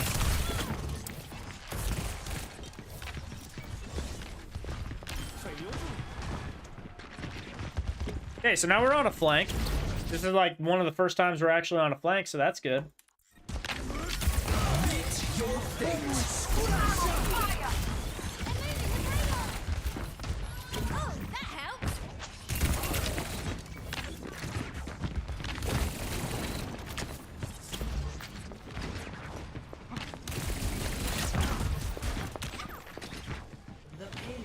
Yeah, unfortunately there you can't really do anything, and it's because you just spent the last 2 minutes basically having 0 impact, and so your team basically lost everything here. I mean, could have even comboed your sticky with the Orisa ultimate, because she pulls everyone in on this. So you could have definitely just thrown your sticky like right on top of your Orisa and maybe gotten a pick on someone. And then here they all have sound barriers, so you can't really do anything here. Oh, that helps. And target priority here is kind of too, because they still have a Mercy. Like, you should be trying to focus this Mercy here, not the Reaper that has more health than most damage. A Lucio who's slippery as heck. A Sigma who's a tank. A Cassidy who's your counter. Like, this is target number one.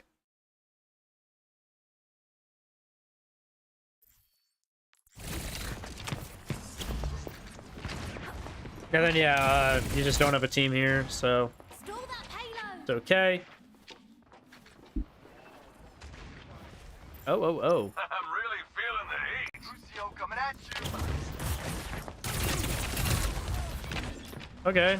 This is somewhat good, since you've drawn the tank's attention. He's not able to take the space that he should, because he should be pushed way up, to be honest.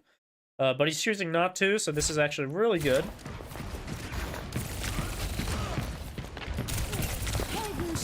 Got that payload in its track.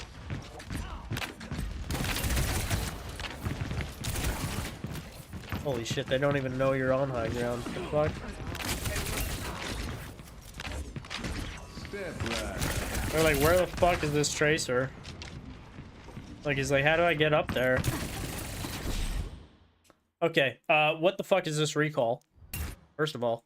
Second of all, you have 3 people here looking for you. You really don't have to do anything. Your team is going to win this fight. There's, like, no reason that they don't win this fight if you have 3 people pulled over here. Like, they're literally out of the fight and your team's having a 4v2. So you should just be chilling and keep doing what you're doing here. I don't care that, like, no one's dying or anything. You have 3 people's attention. So this is good.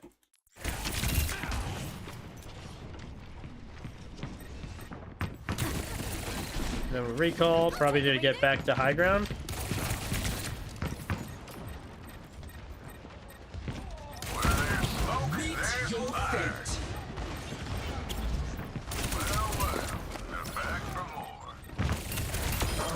Nice.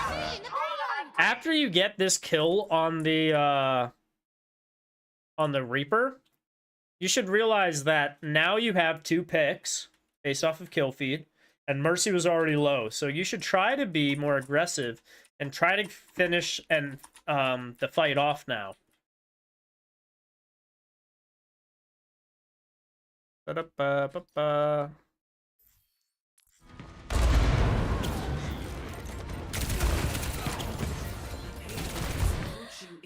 Okay, this was a issue where you literally just don't melee. If you blinked and meleeed, he has 23 health, so you would have killed him. But you did not melee, and so he gets this health pack. Not to mention, chat, melee is a dragging hitbox. So even if they're not on your screen and you melee, you can drag the melee, and it will still connect.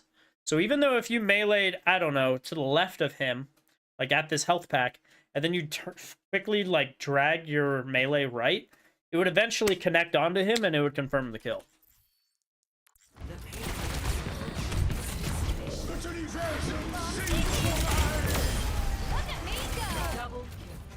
Honestly, it was probably a waste of a sticky since he was already kind of half and you used your recall, so you probably had that fight won.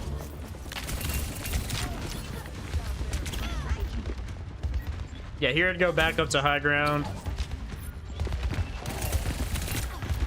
I wouldn't use this many blinks to get up to high ground, though, because you using this many blinks up to high ground has made it so you're low on blinks, so you can't necessarily escape should anyone kind of go up to you. I'd rather you walk up, because also blink is a lot louder than Tracer's footsteps. So you could probably have easily just crouched walked up here, have 3 blinks, and then when you needed them, you start using your blinks to rotate places. Versus what you did here, which is blink all the way up, and everyone's like, oh, Tracer's on high ground because she's blinking. I can hear her blink.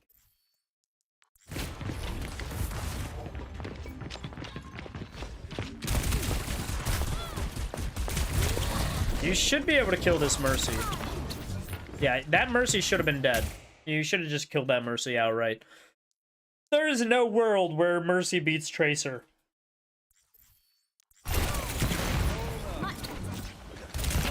If she does end up beating you solo as Mercy, you should probably stop playing Tracer. And then you got freaked out so much, used all your abilities, ended up in the whole middle of the team and blew up. Face the sunrise! Did you miss me? Here we are frontlining as Tracer again. As we can see, it's not going to do a great job.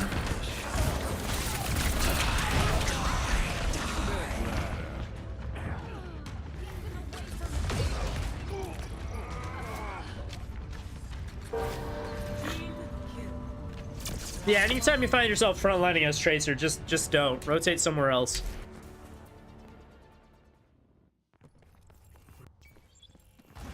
Systems online. Weapons ready.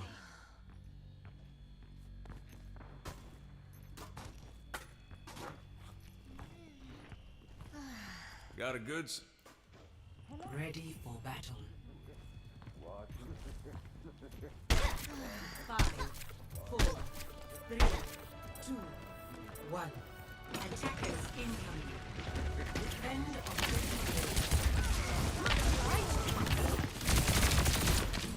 Holy shit. It's like, you can tell we're in low lobbies because no team positions like this, chat.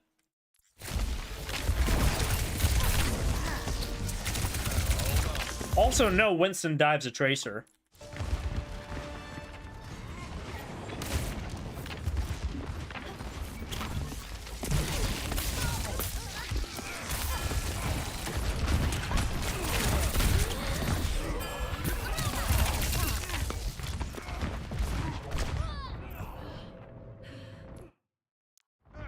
Yeah, most of the time, if you play Tracer on this attack, it's going to be get through this choke. Don't frontline in this choke. You're gonna get a lot of spam. Tracer is one of the weakest people, so she's gonna take a lot of spam.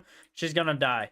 You need, as Tracer, need to get over here, up here, or over here and through here as fast as possible, so that they go, oh shoot, there's a Tracer behind us, and they have to put someone on Tracer.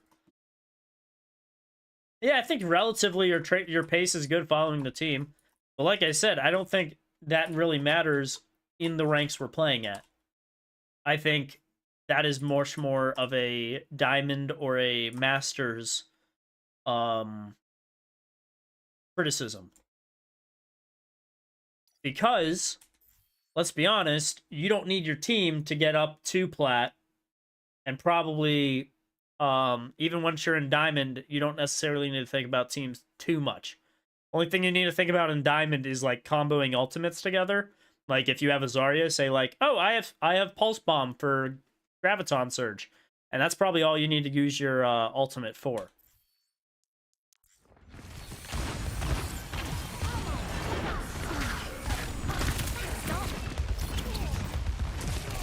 But yeah, I think here you're just focusing way too much on staying in the choke, and you really need to punch through that choke and get more on and off angle flank to keep the enemy team paranoid.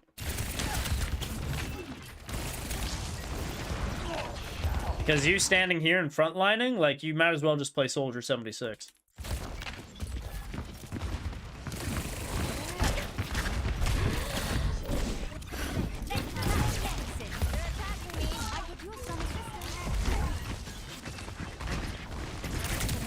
Or Reaper. Or Cassidy. Oh, you already have a Cassidy. Yeah.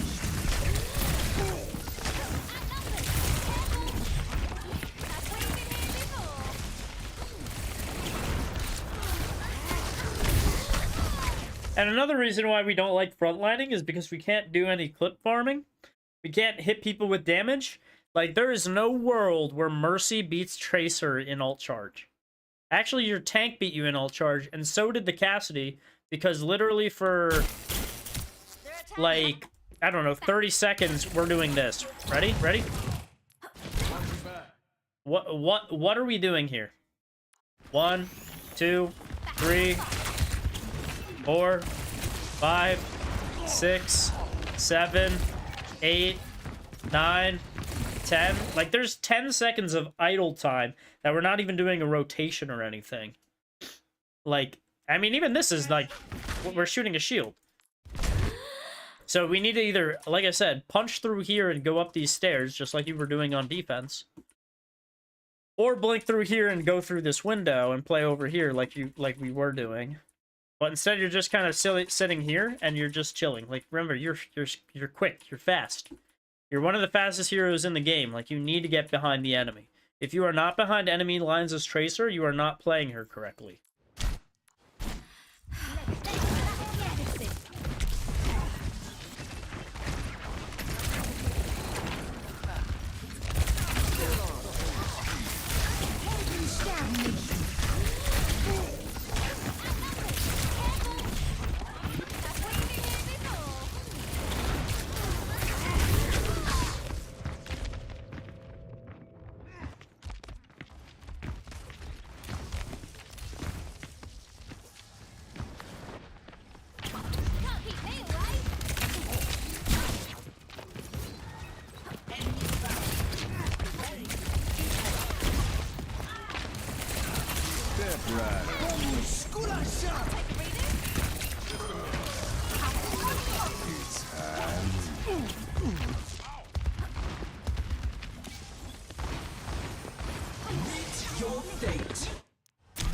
Like, what is this? What are we doing? Meet your fate. Wait to stop, do ya? Cassidy ult? I'll take a redo.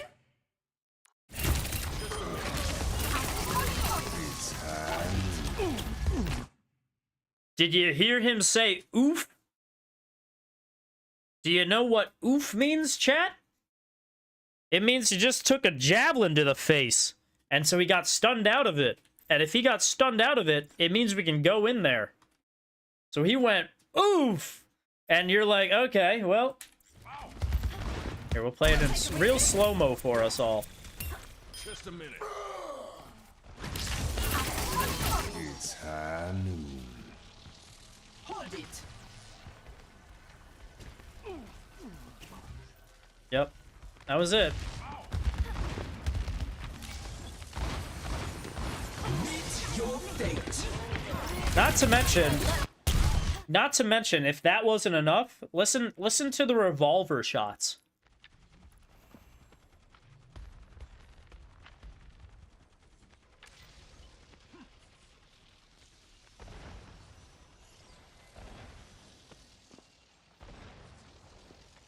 Meet your Like, that you should hear too and go, that's Cassidy shooting his gun, which means he doesn't have his ultimate up right now. In which case, you go back out.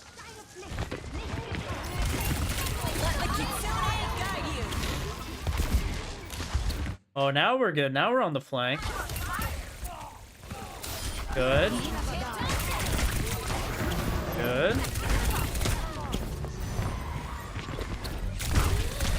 Yeah, so he had a pocket that whole time. So honestly, you should just let him try to chase you with the pocket.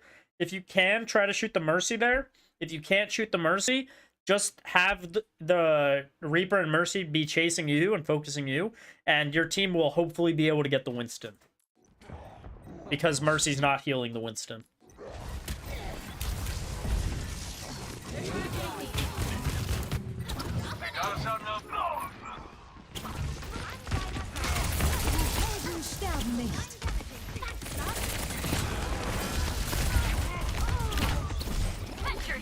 There's another recall back into danger, almost killing us, chat. Is that pocket subjective? Most of the times that people get pocketed, you're going to want to shoot the Mercy. Because Mercy heals a lot, especially on one single target. And so most of the time, Tracer's not going to be able to kill a pocketed person. But Mercy is not able to heal herself. So if you shoot Mercy, she will either fly away from the pocket, making it so you can kill the pocket, or you kill the Mercy and now you're able to go back and kill the pocket. Not to mention, if you're fighting a pocketed person and you end up killing the pocketed person, Mercy's probably going to res that person, so the duel's not going to matter anyways. unless you kill that Mercy while she's rezzing. Which is sometimes hard to do, especially if the person that you were killing while pocketed and did enough damage to you where Mercy's able to shoot 2 bullets and kill you, or you now have to flee because you're too weak, and so she's able to res anyways.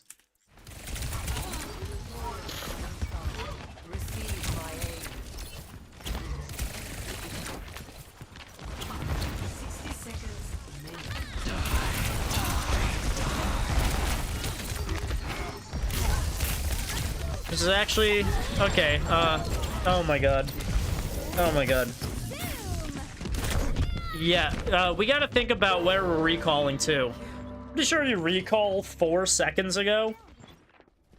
Wherever you were 4 seconds ago. So just try to position yourself so you're not going to be in danger 4 seconds ago.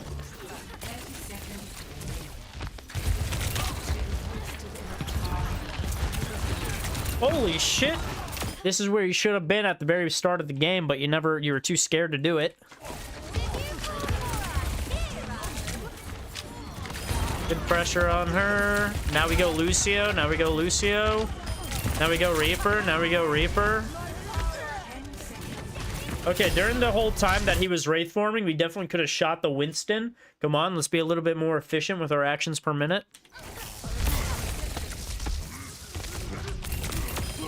Alright, cool. Who's next in the queue? That's Ace. Reload. Reload. Got 2 bullets, so let's reload. Oh, that's gonna look sad. Yeah, so if we reloaded, we might have actually killed the Lucio, because we would have had a full clip. And then there you just looked at a Cassidy ultimate. Like, I don't know what you want.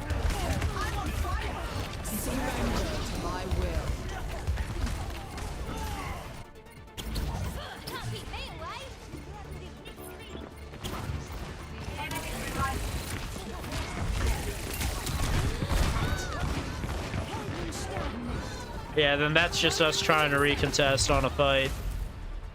Stop frontlining, be aggressive off pick, stop recalling in danger, target priority. Yeah, for sure. You're definitely not targeting supports enough, and you're playing a flanker.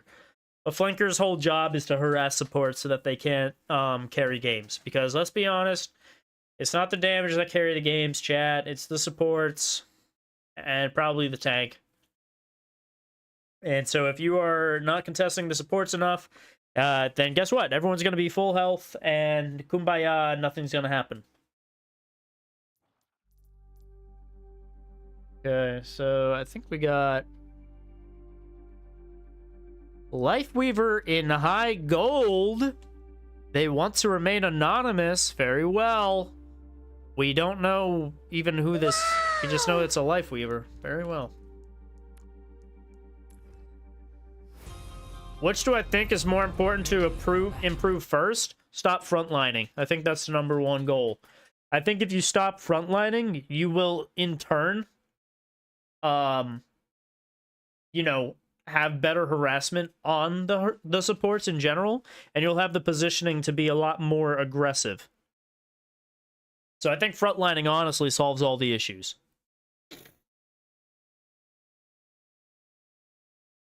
Second, I guess, would be stop recalling in danger and or stop using recall, you know, just like so much. Try to think about when you're in a safe place that you don't need to use recall. Because if you're doing that, then I think you're going to be just strong, yeah, just strong in general. Because you're not going to die as much. And so, again, you can still be aggressive and still pressure the supports. So I think those are the 2 big things. No worries. Hope it helps. Oh, big Lifeweaver!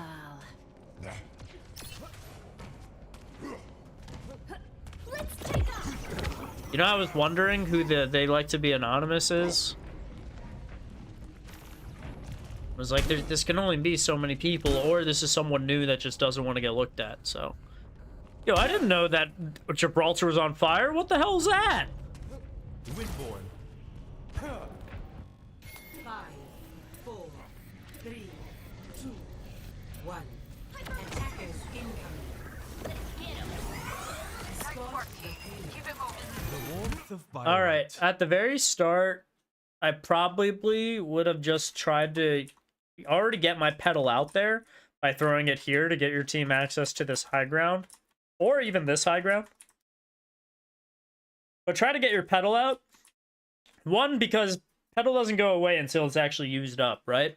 So that means you can throw a pedal, and you will always have a pedal that eventually will come back for you, right? So if you are, like, you will start the cooldown already by throwing a pedal, so it's only for your benefit to have a pedal out. You should not, just not have a pedal out, because this is going to go on like an 8-second cooldown.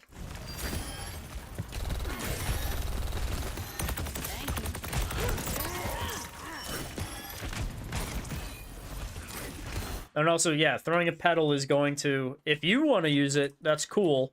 You'll be able to use this high ground access, but if your team uses it, they'll be able to, you know, get up here and take this high ground a lot more strongly, not to mention they won't have to use their abilities to get up here, so it's just going to be good for everybody. And then, yeah, an alternative is you can go up to this high ground, and then if they're not using it, literally just life grip them up here and be like, yo, get up here so you can start using this fucking flank that I'm providing you.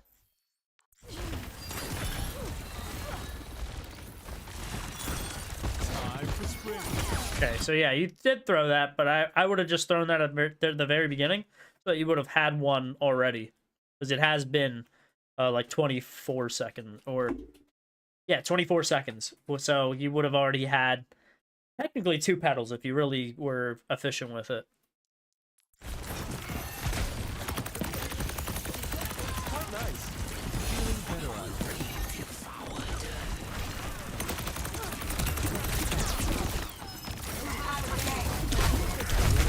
Yeah, I think your big issue here is you're not using the pedal for yourself either.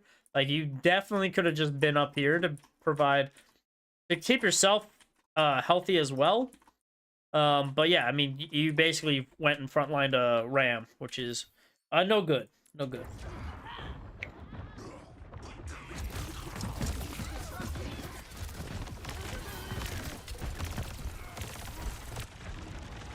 I walked into that one.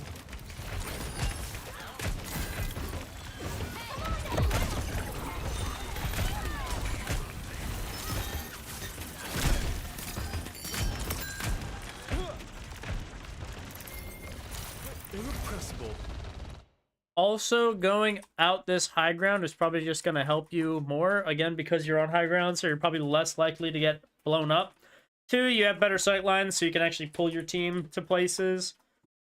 And you're not going out the main, so you're not going to get spammed as much, or as likely.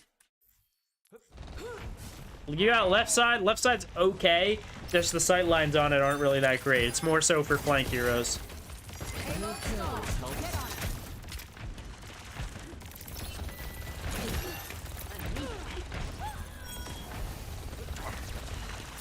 And then looks like the rest of your team's just not grouping up here.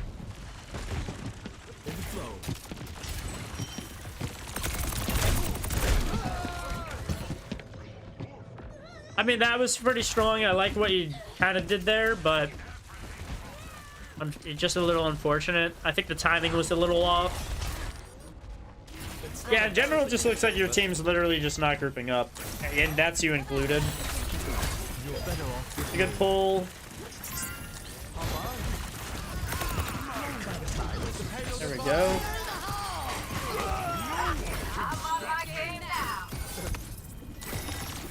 You don't also have to throw healing until they're 80. Sometimes it is better to throw it when it's around 60 health.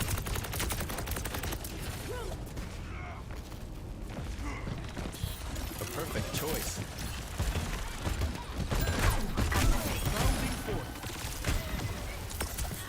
And then even here is like one of those things where I like how you were trying to parkour up here, but you do have a pedal. You could have just dropped the pedal on yourself to get yourself to a higher ground.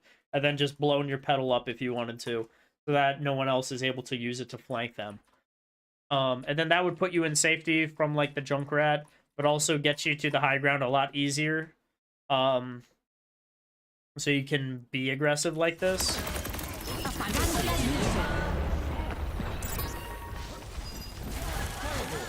Let's give it to him. Pedal for Bob is not a bad idea.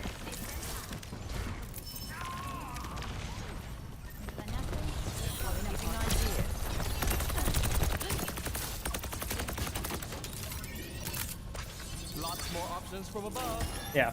And it looks like your teammates are using the pedal, so I think you just need to use your pedal more to get people to high ground. Or just, not even if you're, like... You can do it to try to get them there instantly, but remember, like, pedal sits forever. So even just to have the option of an elevator is a lot better than to just have no elevator at all. 60 seconds.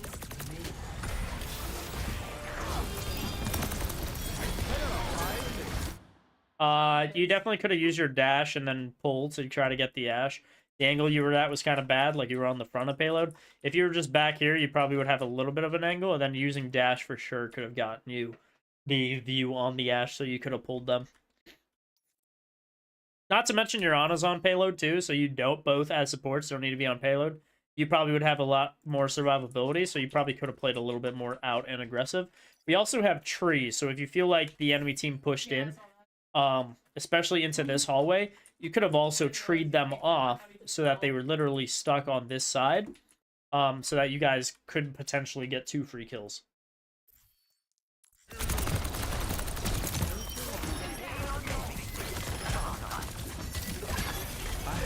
Yeah, you didn't need to... He wasn't in any critical condition. You definitely did not need a life grip in there. Here again might be an option to get yourself a pedal so you can go back up to high ground, so you can start doing more up here. Because, yeah, down here is just really bad sight lines for really anybody on the attacking team. Yeah, that pedal, unfortunately, is not going to do much. All it's going to do is get you up to here, and this is really bad sight lines. You're looking for a pedal literally anywhere around here.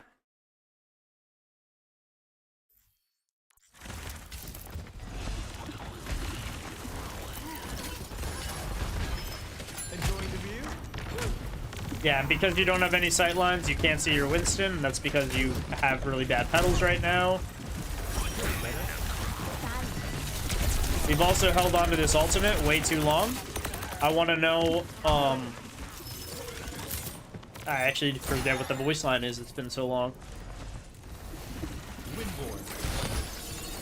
That's a good pedal. I like that pedal.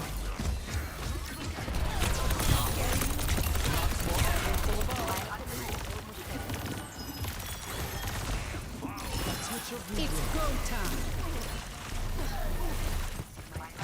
Life creates life? Is that what it is? Or life protects life? Yeah, life protects life. So that was a really bad tree just because you didn't put it anywhere close to your team. Remember, chat, when we first cast tree, it is going to give overhealth to your whole team. Or I think a shield. And then it's going to heal over time. So instead of putting it away from your team, you want to basically put it where most of your team is, so your team already benefits from the initial cast of the tree. And then from there, they can play around the tree if they so wish.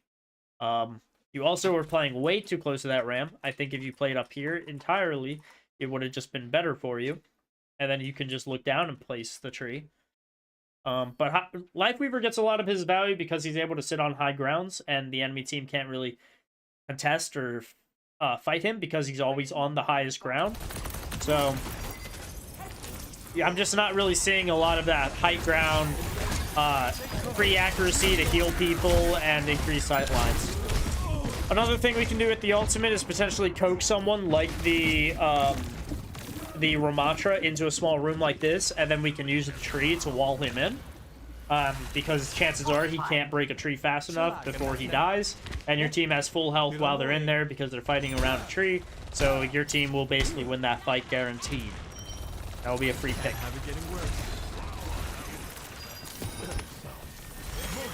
But it looks like we're just not playing on high ground effectively. I do like how we're using the pedals this time around. I wish we did this more on the first round.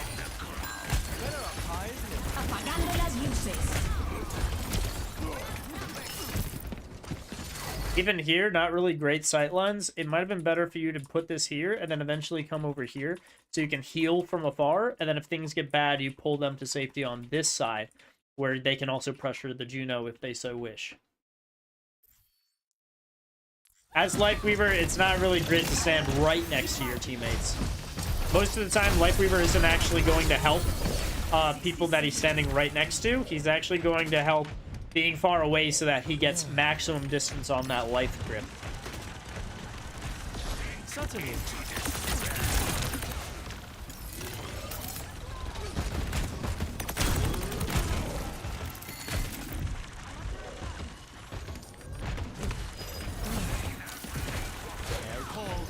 I can hear you here. Some healing? Get in there, Bob.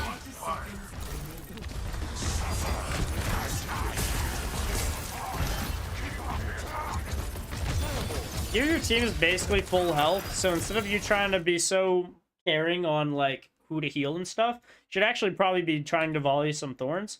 I think you also have your thorns do damage and explode, so we should try to utilize the most out of our thorns as we can because we have the damage thorns, and I'm not seeing so much Lifeweaver damage output.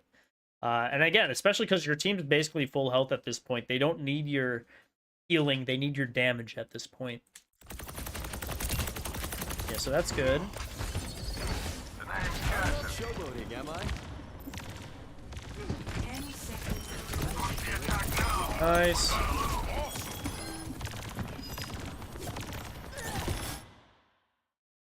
I know sometimes it's goofy and funny, but you could have been laughing while healing, to be honest.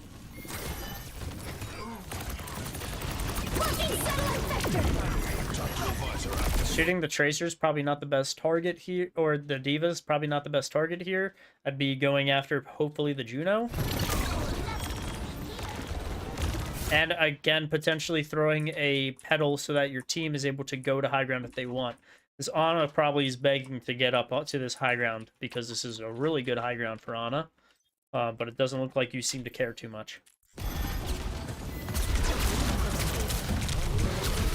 Here you dashed in an awkward position. Instead of dashing into the wall, you probably should have dashed out and then pedaled yourself up. Because she used your boosters, she couldn't chase. So just a little bit of a panic. Try to think of an escape plan always. Always, as a support, have a plan B. Especially if they're running dive. Especially if you know you're going to get dive. Try to have that escape plan en route that will protect you most from when a dive happens. Score 0-1. Switching sides.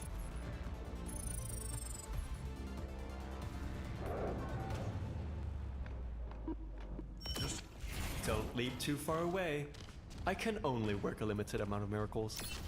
Worried I'll leave you in a thorny situation? Oh dear. What are we swapping heroes? Ready. No.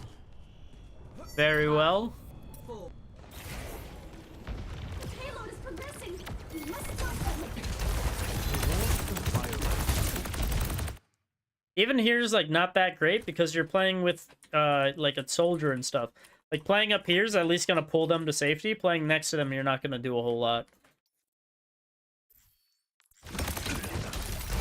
Oh, he just got gripped too. If you were up here, you actually would have been able to see that and grab him.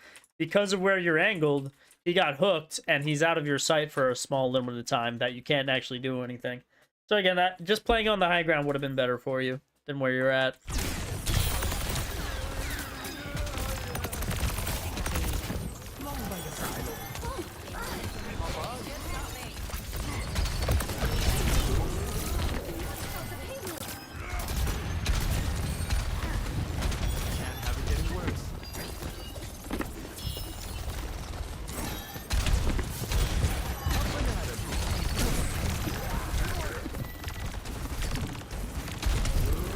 Yeah, even here, if you can't see your team for heals, then stop trying to heal. If you can't see your team for heals, stop trying to heal.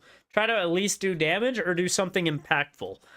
Because sitting there and just trying to heal someone is just wasting your time, and like, people are probably just gonna see you as like a mercy with a staff, basically, and they're gonna be able to kill you for free. And you at least have some kind of damage that you can do in place of that.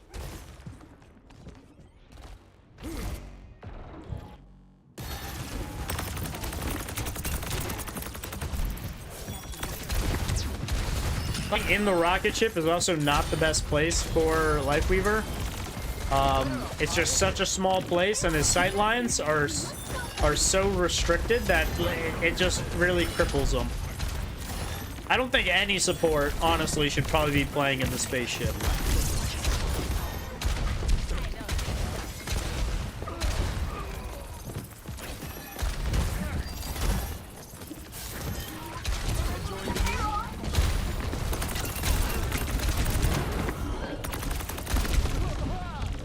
Alright, really good attempt on the Pharah. I think we did panic a little bit, but honestly, not that bad.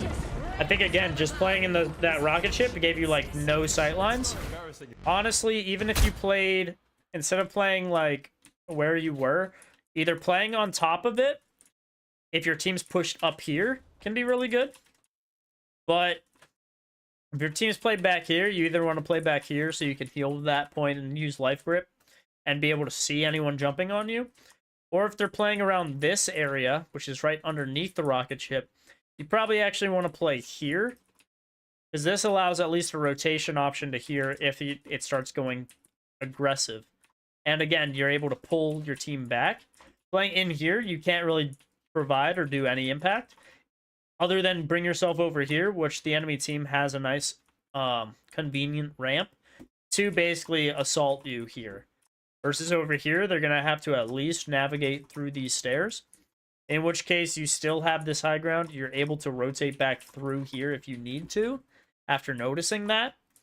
Because chances are teams aren't going to, especially not in this elo, they're not going to sync up their attacks to come in from this side and this side to try and catch you off guard. It's just not going to happen.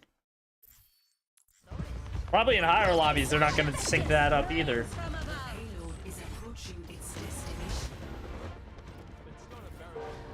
But yeah, I think maximizing sightlines is going to help a lot, and a lot of that's going to be playing high ground, which we didn't really see a whole lot of. Low diamond echo main. Let's see how it goes. Dang, we are getting so many VOD reviews. Ready for battle. I think it's TLN TD. Yep.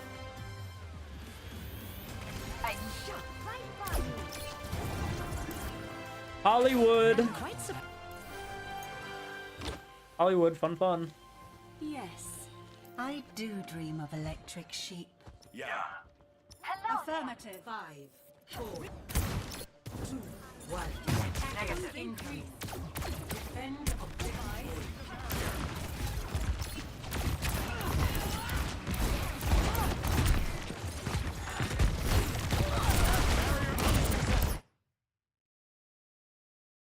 Rank is low diamond, by the way, for those wondering at home.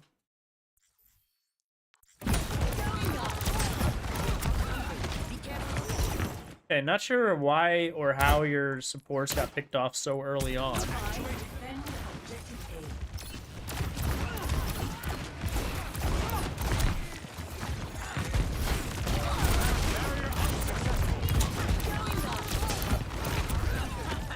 Here, with both supports dead, honestly, is probably just a get out angle.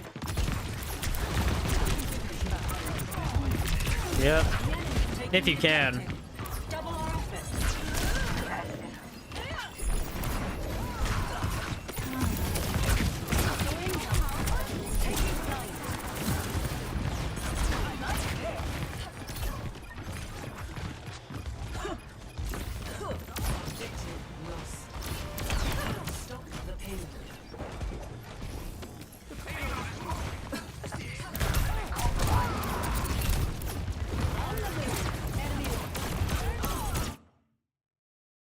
It looks like we're just spamming focus beam, if I'm correct.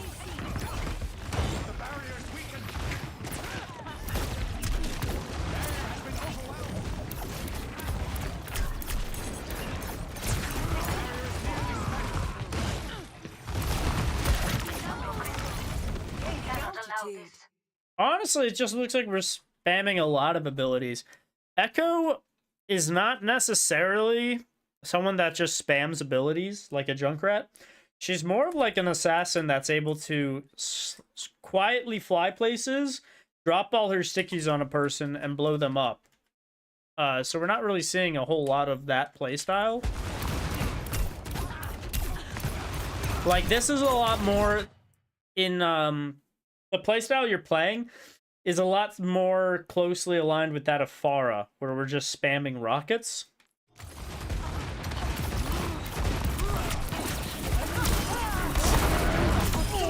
That was good.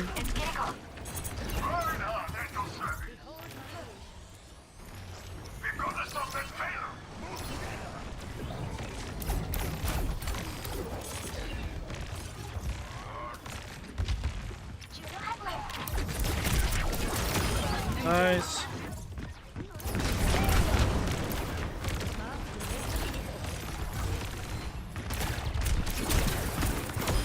I've got your back. Knowledge is power. Technology module loaded. Adaptive circuits engaged. Junker clean. Time for the reckoning. Really good ult.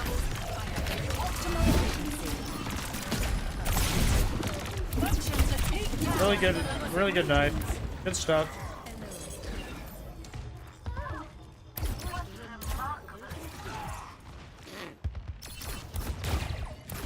That's very satisfying.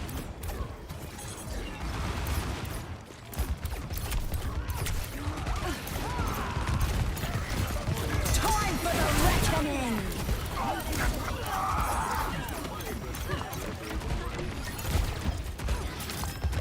Yeah, like even all this, like, I don't necessarily like that you're just kind of like using your... Am I doing another VOD tonight or not? Yes, I am doing... I do all the VODs in the submission, so I will be doing that one as well. I don't like how you're kind of zooming, flying up in the air, and then you like... just kind of float down rather than... I think your aim would be a lot better if you did just kind of like stop on one of the high grounds so that you didn't have to take into account your constant falling. Because I'm seeing this a lot, not to mention if you did end up on high ground, you wouldn't have to worry about this. And then even so, like, you don't use this time to get back onto a nice, decent high ground. Instead, you're, like, constantly floating down, which, again, just kind of messes with your aim, I think. And so we're not able to hit literally any of our shots while we're flying.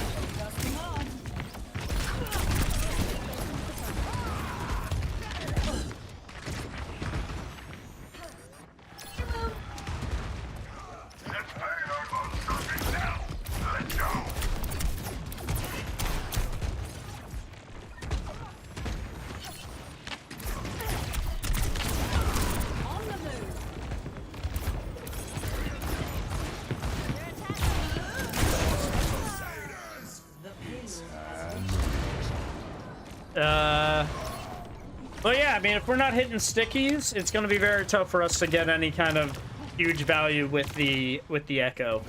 And I think that's a big part of what it is. Like I said, the playstyle looks a lot more closely aligned with Pharah, who is able to just spam rockets and do 120 damage with direct hits, versus what you're trying to do. I'd say Echo is more of like a Genji, where she's supposed to assassinate by dropping all of her stickies on a person and then focusing them down. And then, like, flying away to her next target or something like that. Or flying away to escape. Versus what we're seeing, which is very much a spam Echo, which is a lot less effective.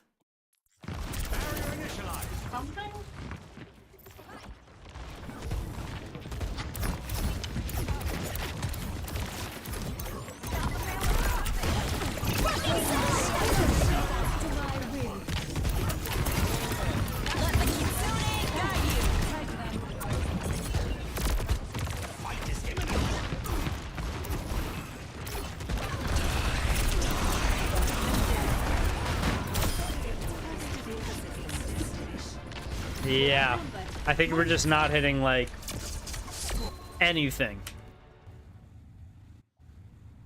Like we got to work on the aim and landing of the stickies, and I think on off angles that are a lot less attacking from main, I think we'd be able to hit a lot more of these stickies.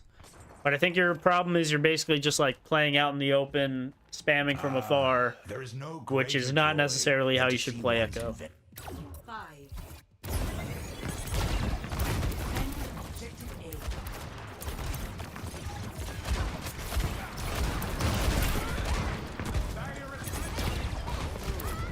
I need some help. Protecting. We are outnumbered. Everyone. Right over.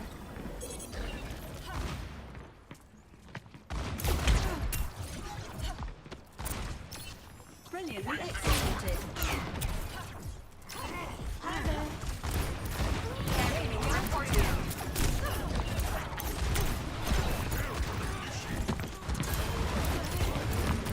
Yeah, like I don't even know if you should necessarily be flying here with all the hit scan they have. You might just want to play low ground, and then once an opportunity presents itself to bring you to high ground, then we start flying. Because I think flying up here is just isn't going to provide much, you know?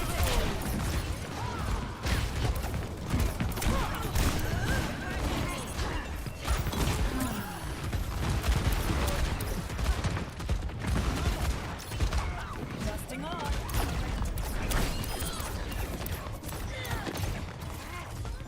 You probably could have even been a little bit more aggressive since the bubble is there.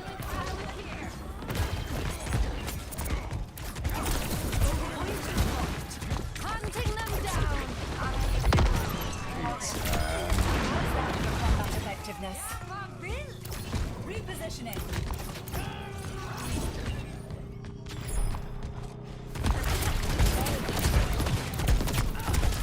Time for the reckoning. A lot of flicking there, too. Team, I am taking the objective.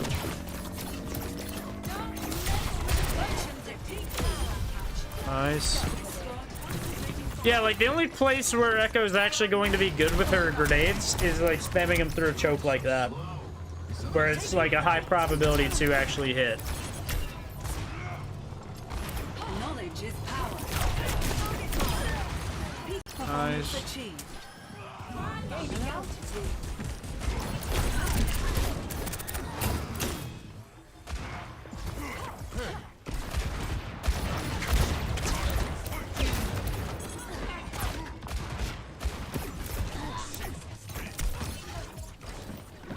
My ultimate is fully charged. Scaling up. I'm on the attack.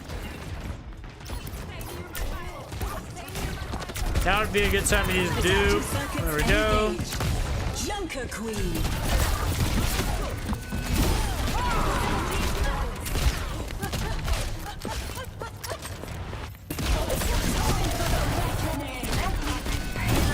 Okay. Nice, nice, nice. Nice, nice. An ideal Very scary. I can heal you. gentle rain. Enemy tag. Healing fire one out. Do something.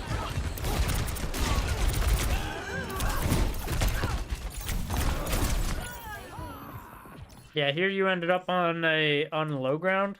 Playing up here would have been better for you, just because you would have been able to avoid the queen.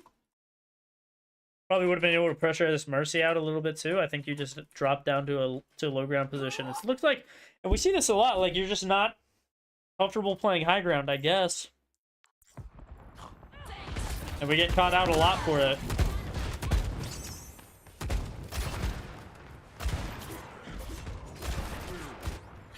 Dusting off. On my way.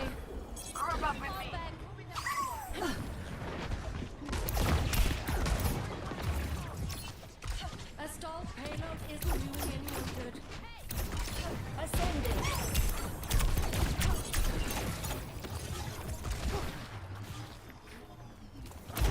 Behind you.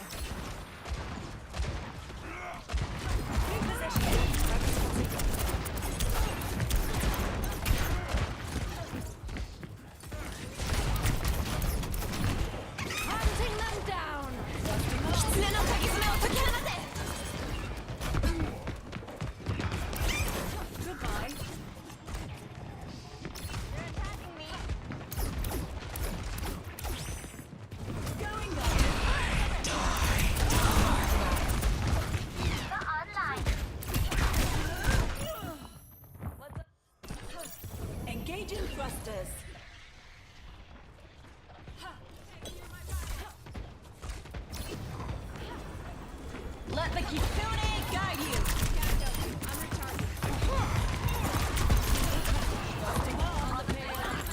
Adaptive circuits engaged. Junker Queen. Functions at peak power.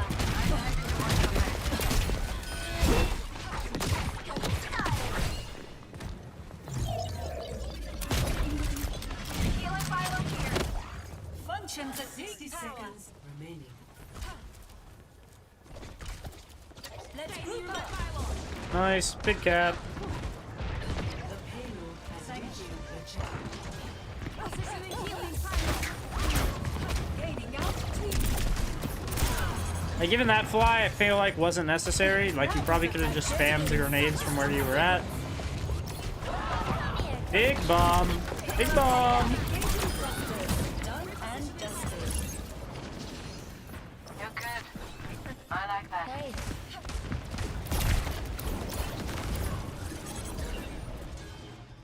I think we also are spamming bombs, like, first thing.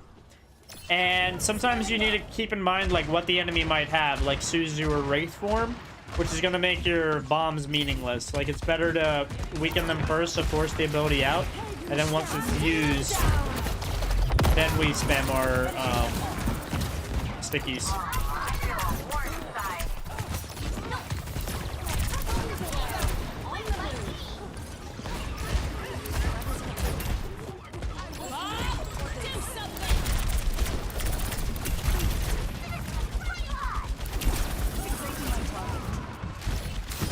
All systems on optimal level. Repairing internal circuits. Engaging thrusters. 60 seconds.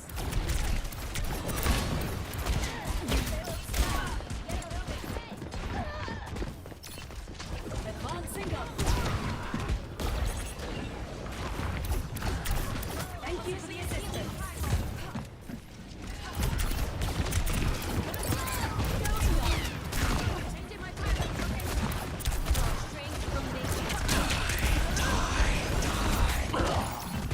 Yeah, I mean, even here, it seems like you're pressuring, like, the Reaper and the tank a lot with these stickies. I think they would be much better suited on a support like the Mercy.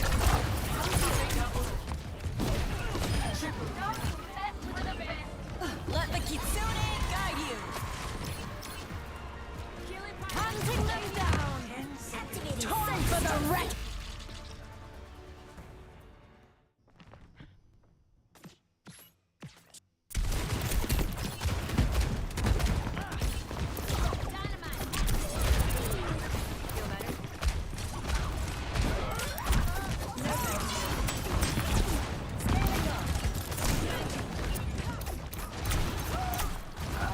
I think we're outnumbered. 30 seconds remaining.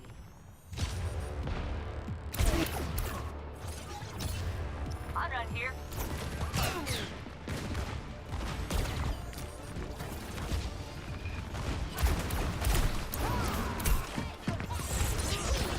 Taking 10 seconds.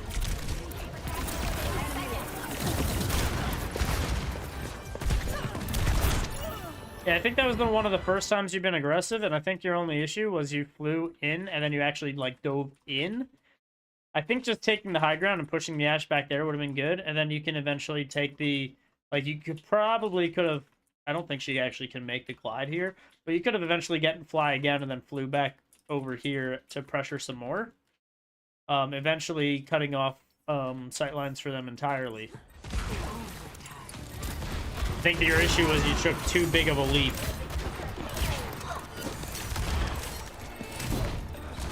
But yeah, you're playing a lot... You're playing very spammy as her, and I think her playstyle is a lot less what you're doing with spamming.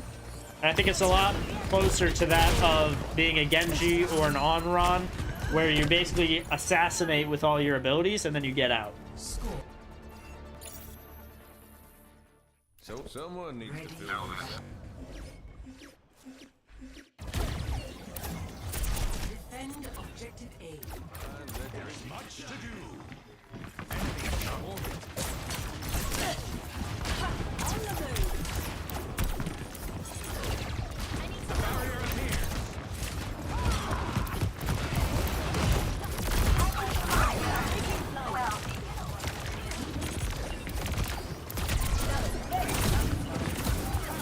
that was good, right? Drop all your abilities on the Juno. Now we get the kill.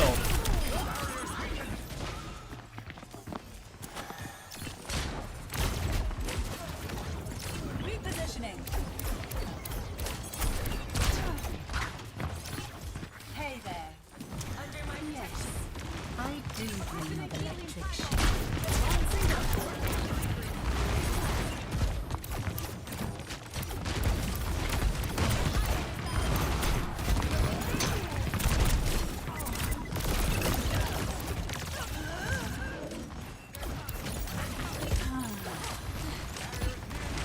You should not try focusing your supports for heals. Because everyone has a damage passive, you should be okay with either going and getting your own heals or letting the passive sink in.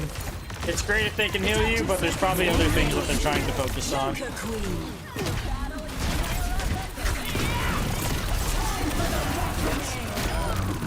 Big ol'. Probably could have been bigger, honestly.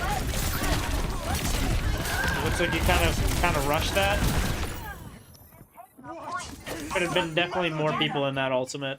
But yeah, I think a big part of it is just like you're not just landing enough stickies to make Echo kind of viable. Like if you're not landing stickies or having a super strong off angles as her, it's going to be very tough to get much value on her, because you're playing her very much like a spam person in this game, and she's not very spammy. She actually probably has, like, you'd have much more damage output if you played Emre, Soldier, Junkrat, Pharah, probably even Mei, to be honest, or a Bastion, or like even a Hanzo. Like all these people would probably do more damage output than what you're doing, because Echo is not really made to be played that way. But you're playing her that way, and so it's not great because of that. Can I get our VOD review? I'm trying to rank up, get better with friends advice, but I need some more than that. Here's a loss I thought went all right. I'm support Ilari. Second's my main Lucio, so I wanted to show that one too.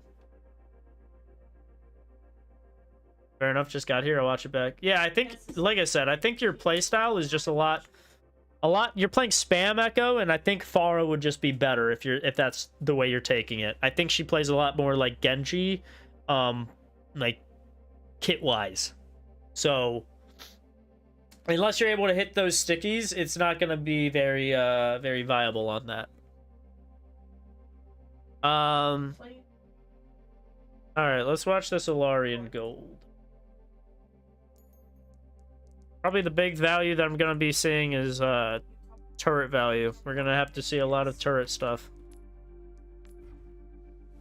But yeah, I mean, it looked like, I mean, the gameplay and survivability seemed decent. It just seemed, yeah, it just seemed like you like didn't have any big impact because you couldn't hit stickies or focus beam. Turret micro wasn't as good this time. 2, 1. Attackers incoming. Honestly, that's not a bad turret spot. I'm okay with that.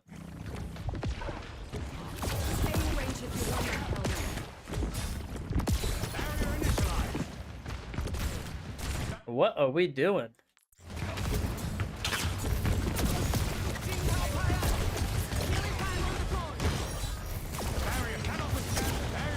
All right, we are healing way too much. Look at our team. Our team is all full health. We should not be healing. We should be doing what we can to just, you know, shoot at the Moira who could get one shot by you. Shoot at the Zarya. Shoot at the Bastion. Like, just take these shots. We do not need to be healing. Our pylon is going to heal whatever damage this already is. Like, we just need to be applying pressure to the enemy because honestly, that's all you need to win. Instead, we're just kind of letting stuff happen. Healing full health targets.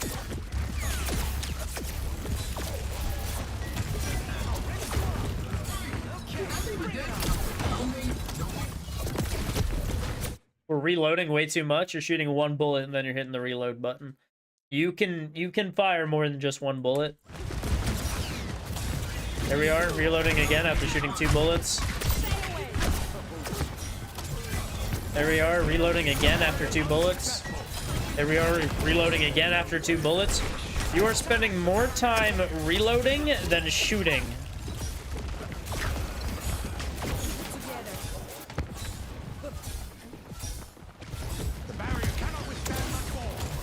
One bullet, reload.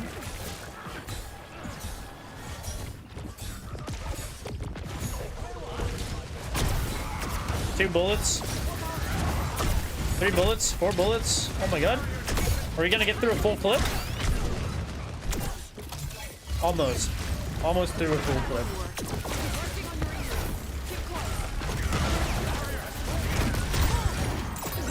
Yeah, so honestly, we're just not shooting enough on Illari. If you're playing a damage support like Illari, you need to be doing damage.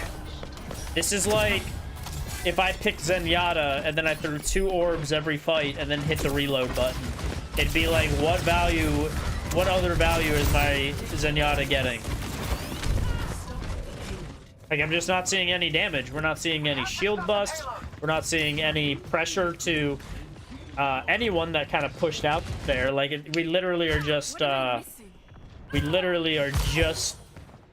shooting 1 or 2 bullets and then, like, not.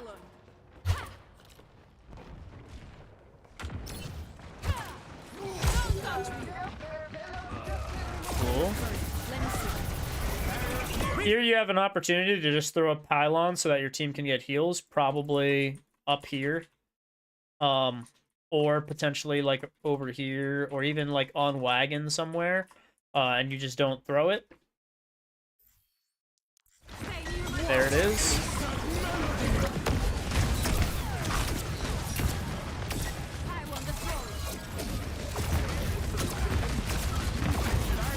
Try not to flick so much. You really should just be placing your crosshair on people and then clicking.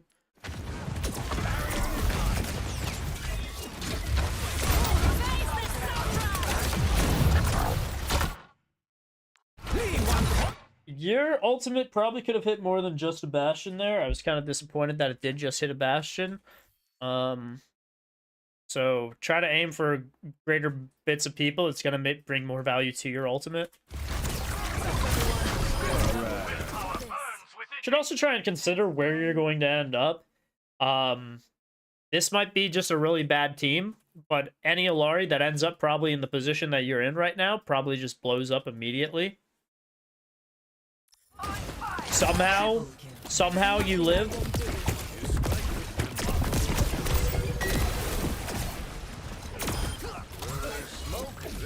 Okay. Let's throw a pylon somewhere. Pylon, pylon, pylon. There we go. Okay, yep. Sure. I mean, if you're going to put a pylon here, you might as well just put it on the bumper of payload. Like, this is probably just going to be more value to everybody. Honestly, a pylon here wouldn't be too bad. Even if you threw a pylon probably on top of this shingamadig, like, this would be pretty good. But yeah, I mean, I don't know. That's my guess.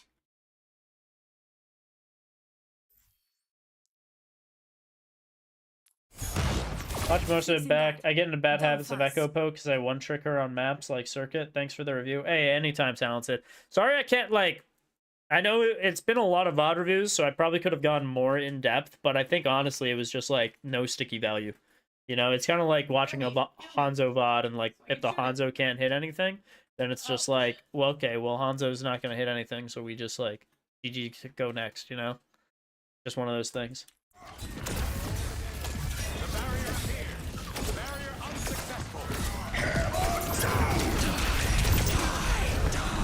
Yeah.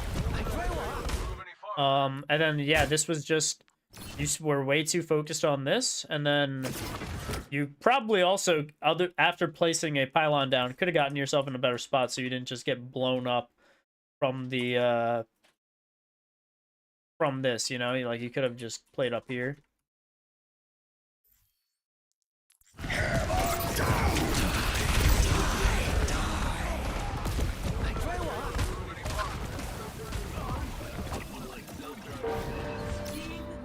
Ads play with your face.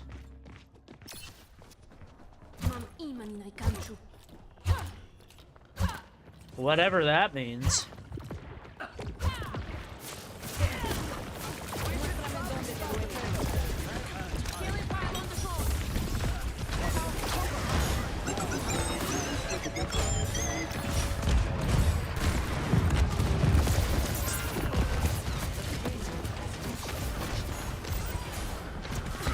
Yeah, I mean, a recontest there on Alari is just tough.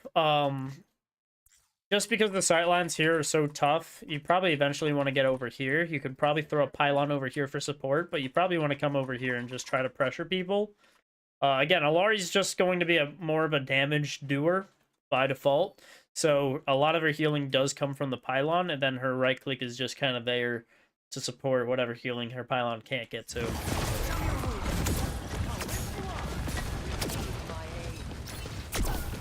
Nice.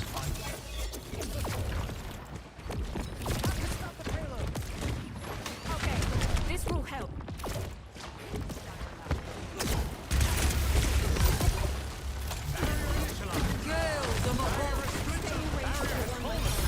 Your pylon is nowhere close to your team, so we probably should reposition it. This isn't that great of a pylon because as they round this corner, they're going to see it. It's going to stick out like a sore thumb. Here's going to be better. Or even here, because they have to then round this corner.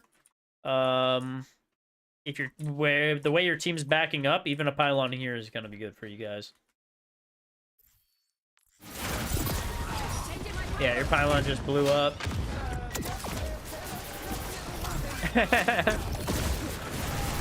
I mean, it's a lot more noticeable on heroes like Alari and Cassidy. It's less noticeable if you're playing someone like Soldier or even Ashe. Ashe, it can actually be a benefit, but on Alari, it's like, what are we doing if we're just constantly reloading? You know? Yeah, that's pretty good. I also just don't like where we're standing though. Like, what is this positioning? You know? Like, this isn't a good habit positioning. Like, you shouldn't just be a straight back. We can play here and have a little bit more of an off angle. This is probably actually where you should be standing as Alari, especially because of her sniper. And then you can use your right click to heal your team as they back up, or even heal them here as they back up, right? But like, where we're at, like, no sightlines on the enemy whatsoever. Here, at least you get some sightlines. You could even play here to guard this flank. But, like, yeah, just where we're at, it's just, like, way too passive. Like, we just can't provide any damage where we're at.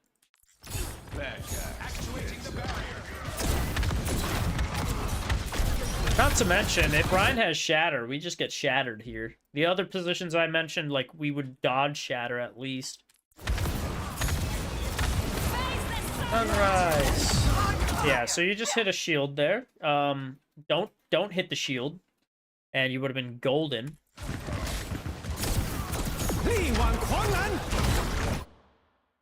Didn't think about where to position after the ultimate either. Could have positioned up here even. Think about what they have. Only person that can come up here is a Reaper. If a Reaper comes up here, we might be able to boop them off with a shift. And then we are now up here for free, just able to pressure down on the high ground if we want to. Not to mention, imagine if we hit with the ultimate and they're all Sunstruck. We could be up here pressuring that Sunstruck and they can't get away and they explode. So now we get a huge ult value from where we end up going. I don't know if you play Sigma, but Sigma's going to be the same way. So if you get into that habit with Sigma, you're going to pick up that habit with Alari.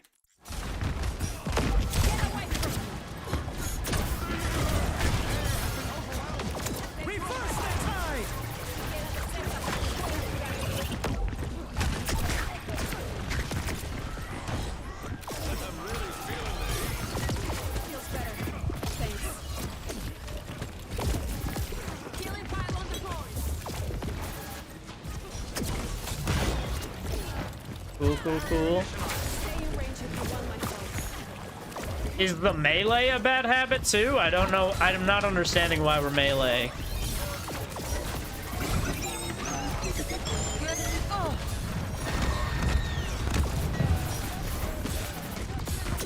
Yeah, I think this entire fight, though, we're just not providing any value. That's a really cool work ability, though, that she gets. But yeah, we're just not providing any pressure. Like, you are essentially playing Mercy with a gun and never using the gun.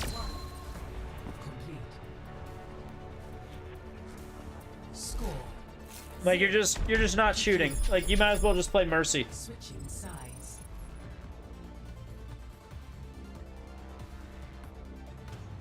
Initiating match. And I think positioning is going to be a big part of that too, right? Because you're not positioning yourself around areas much. 3, 2, 1. Attackers incoming. Defend objective A. Okay, you could boost out of here to get yourself to the choke faster, but it looks like you're going to hold on to it and then boost through the choke, hopefully. Moving out.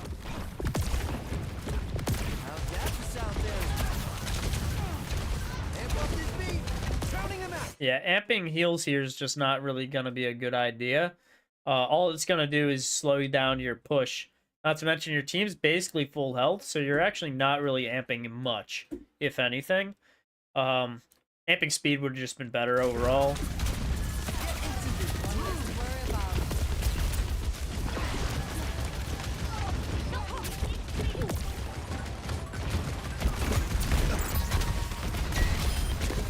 Okay. Diva's with D-Mech, so now would be a great time to speed boost your team in.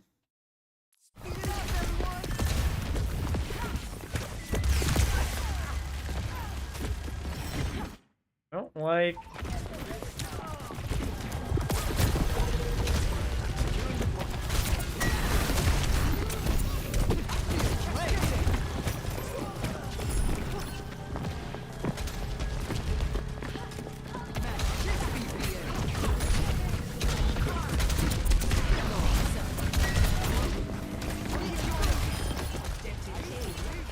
Do you have backwards wall riding turned on? I can't tell.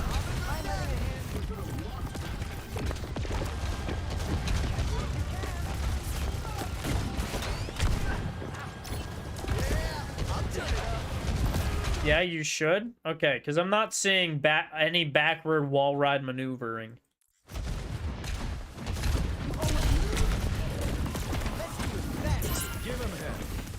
Like, I'm seeing a lot of forward wall rides, but, like, never are you, like, wall riding. Like, it doesn't look like you're scaling up walls effectively.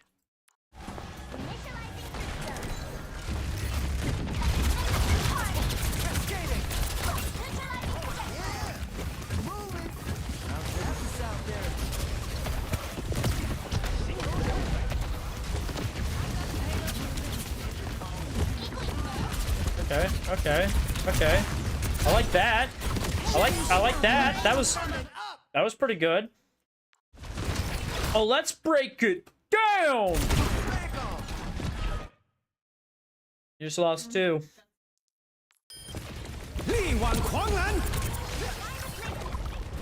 Homie, you lost your whole team because you didn't beat when they started popping ults. You could have saved like 3. I don't care about the Emre much because I think he blew. Oh, he didn't actually. Your Freya, I think, blew up to far ultimate. But you could have saved your team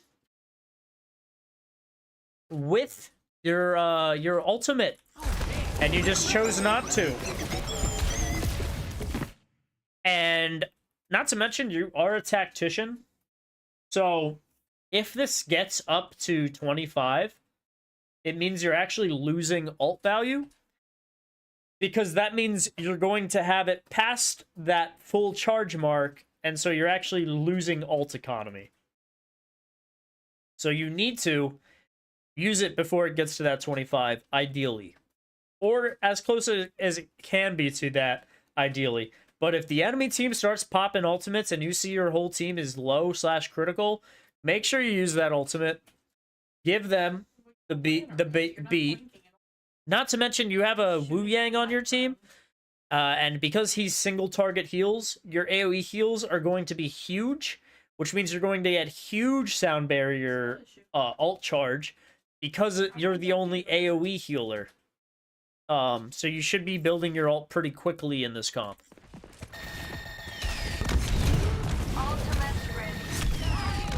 Yeah, I think you got to do some Lucio surfing, or just like play some maps as Lucio to try and get this this wall riding down. Maybe I'll try something different this time. Because mechanically, I think we could be better with the wall rides. Okay, so that was, I think, the only backwards wall riding I've seen so far.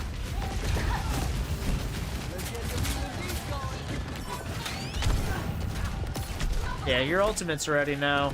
So yeah, we're losing ult economy at this point. You're also amping heals a lot. A lot of the time, people play Lucio is not for the AoE heals. It is instead for the speed boost. Recognizing when your team has an advantage, usually by looking at the kill feed and seeing if you get a pick. And then once you get a pick, then you can activate speed boost and your team can full on run into the enemy team as you wall ride a couple times and boop the squishies, probably the supports, into your tank. And in doing so, your tank probably confirms those kills, and now it's just a full team fight win.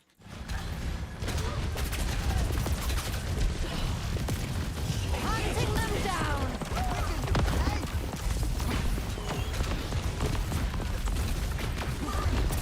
Yeah, even this, right? We got 2 picks. We should amp speed so our team can actually get up into this fight. We should be running over this Wu Yang here. But it looks like you aren't doing that. You're not hyping your team up to push into this Mercy. Like, these 2 supports should be dead if you just gave your Orisa speed boost. Speed boost, speed boost, speed boost, speed boost, speed boost, speed boost, speed boost.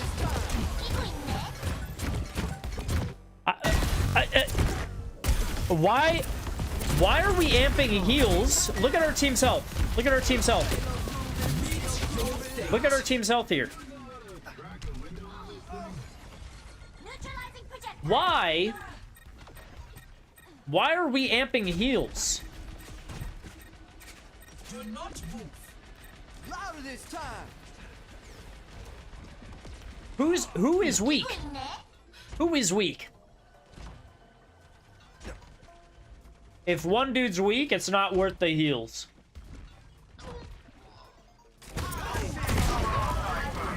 You gotta be using his you gotta be using amp it up for the speed primarily.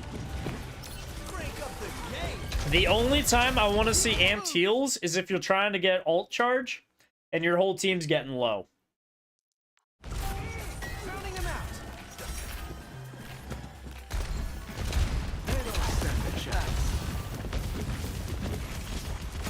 We're fine.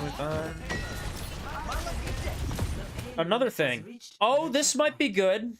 If you get off of this heals and you swap to speed so you can chase the spawns, this might be a good play. No, okay.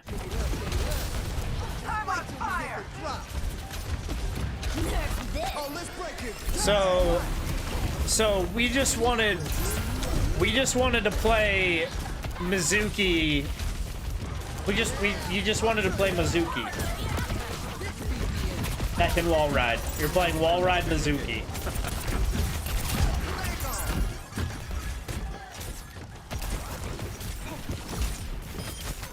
Oh, this could be good. We could amp speed the backline that is trying to regroup.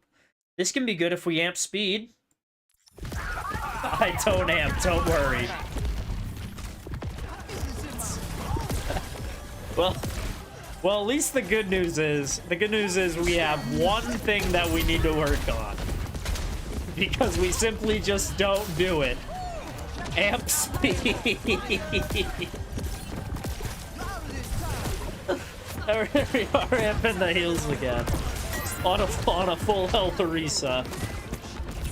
Two things, while riding as well, yeah.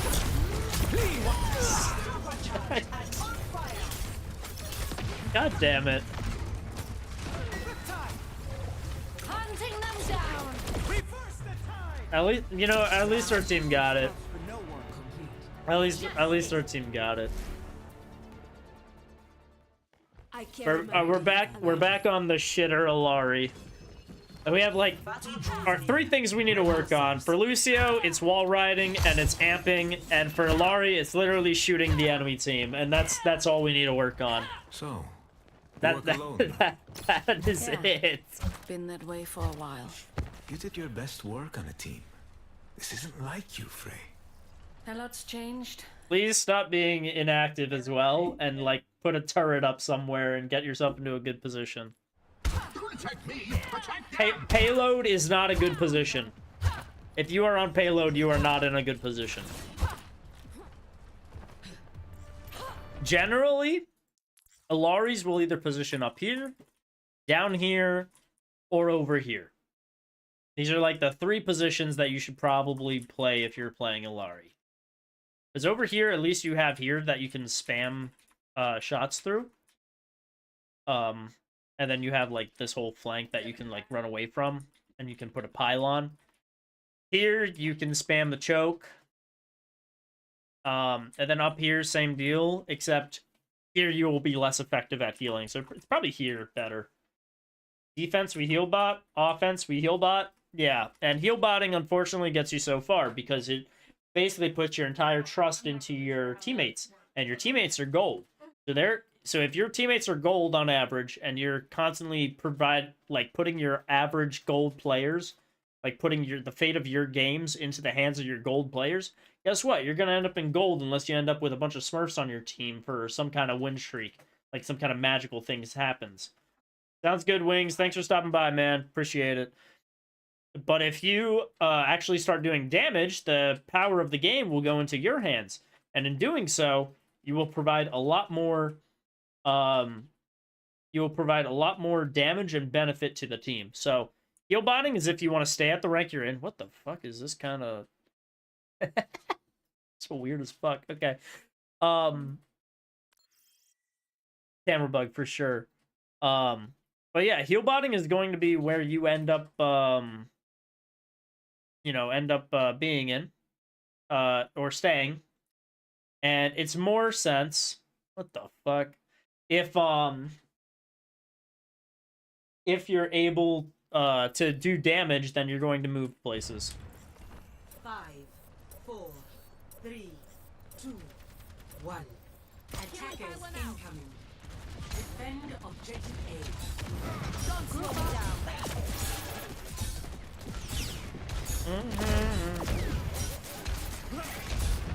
Alright. Really shitty pylon position, by the way. Way to reload and then cancel your reload with a shift. Very, very efficient. Not actually, because that reload didn't actually go through.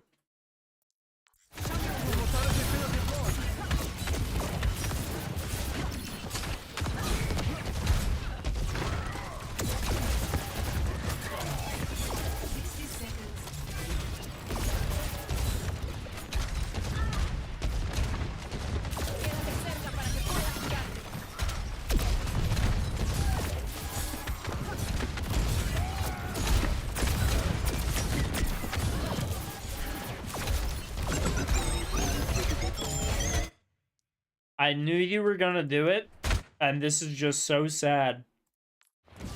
But you see how you have beam up in 3, 2, 1?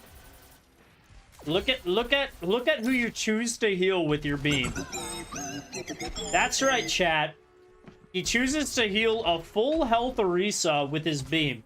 Now, what could that possibly do? Nothing at all other than put you on a 10-second cooldown for your heal beam. I mean, no one dies because of it, but it's like things like that we need to stop.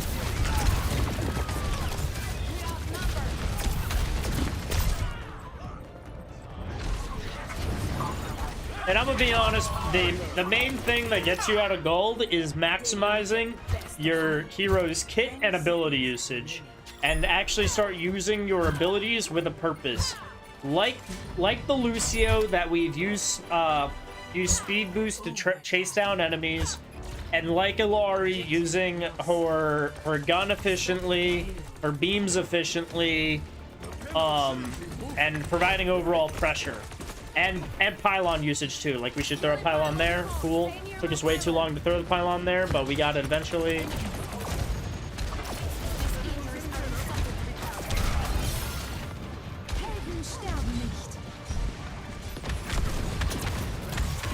We have ultimate. Oh, that could have been a really big... Are we just not ulting? Yeah, it's overtime. Why are we ulting? Alt.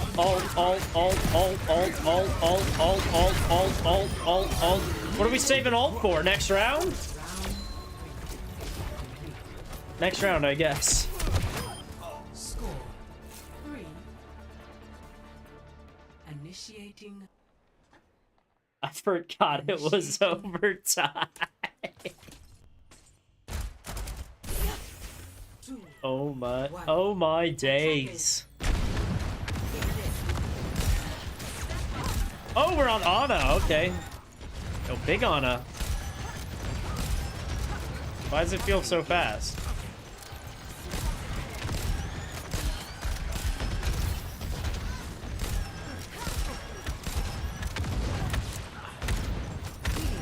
Stay near the immortality field.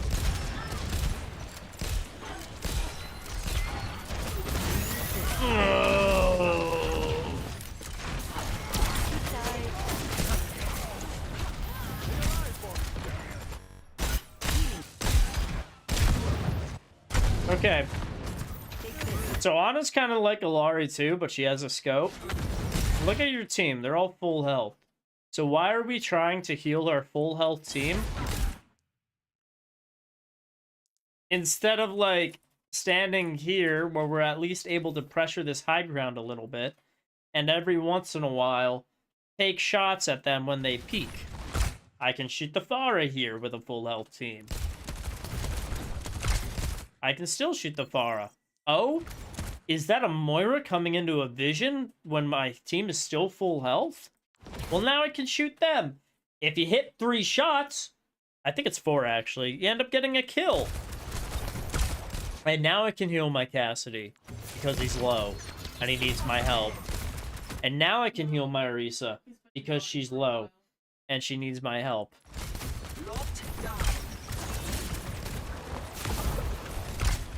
And now I can heal some more people because they're low and they need my help. And now, once they're full health, I can go back to shooting this Pharah here, who still has not hit a rocket in this area. Like, obviously, no one's in this area, so that's why she's not shooting rockets. But, like, what you're doing here is just nothing compared to what you could be doing right here. And that's because we're able to shoot enemies as well as teammates.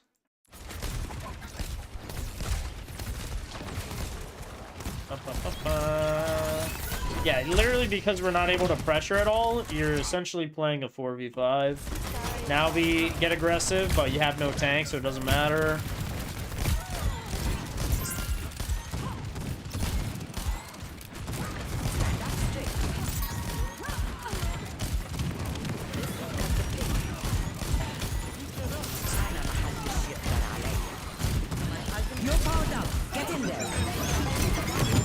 Yeah, I mean, if you're not going to pressure the enemy team at all, you might as well just play Mercy.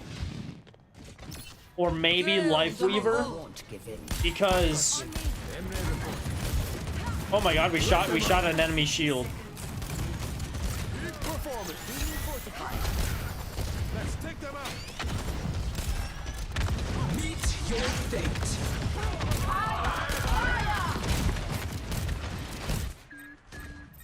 Sir, that is a full health Orisa. Sir?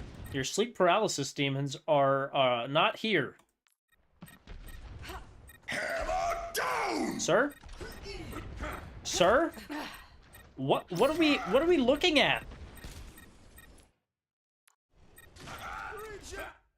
Their whole team is like one shot and you just need to help finish the fight. And you're trying to heal your team. Immortality field deployed. Getting drowsy? Oh, hell yeah. That must sting. The Iron Force watches over you.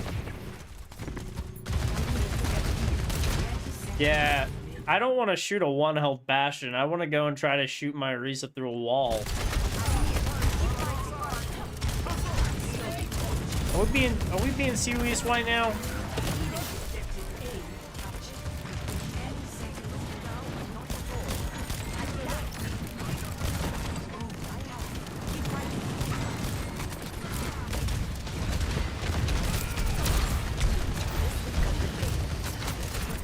This is the most we've shot the enemy team so far.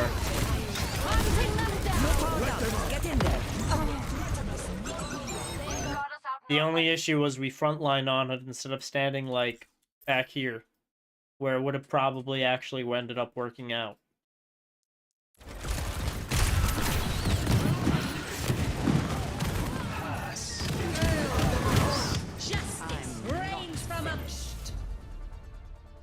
Shoot the enemy team more. Especially if you have a gun to shoot the enemy team. I helped you so much. Thank you. Hey, anytime, talented. Hope it worked out. I hope that helps, man.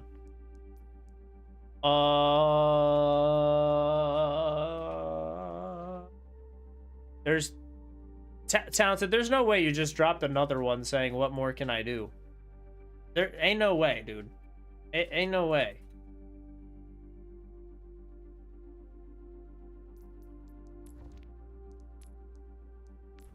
Don't watch it? Okay. It's SIG gameplay, it's fine. Mind yourself, Reinhardt. Welcome to Saravasa. Alright, honestly, then, we're gonna put this on speed because I have a feeling that you're just not gonna speed boost your team, and that's gonna be, like, what the thing is. No, we're double timing it, and we're just gonna see what happens. Oh, just kidding, we're playing Zen for the first bit. Let's get this show on the road.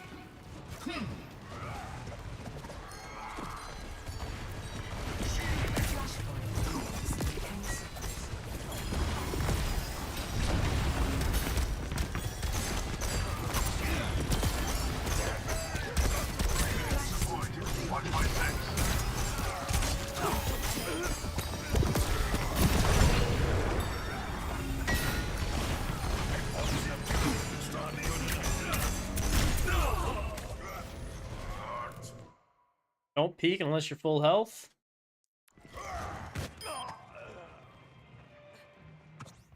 A reminder that life is never easy.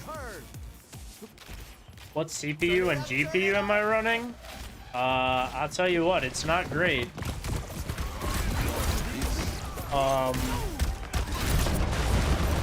Some kind of NVIDIA 3060, and I think I'm using a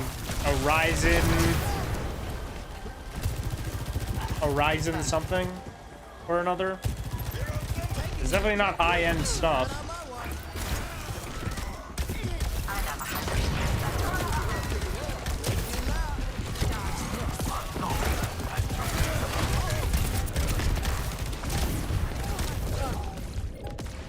I mean, what do you mean this Lucio gameplay is great?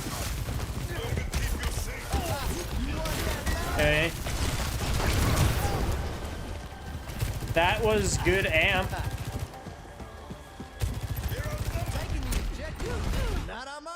It's weird that you didn't shoot the enemy's Sojourn at all there in that exchange.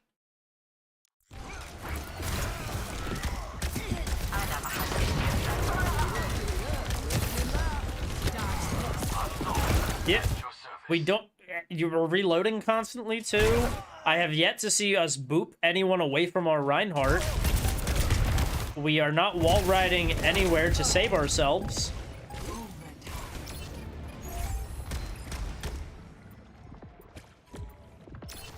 I don't even know if it does. That was just Windows device specifications.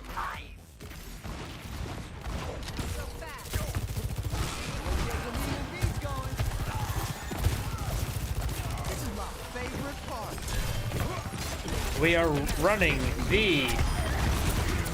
Hang on. Wait for it, chat. We are running the AMD Ryzen 5 5600G with Radeon graphics. And then the GPU is a NVIDIA GeForce RTX 3060. I am on fire. So there you go.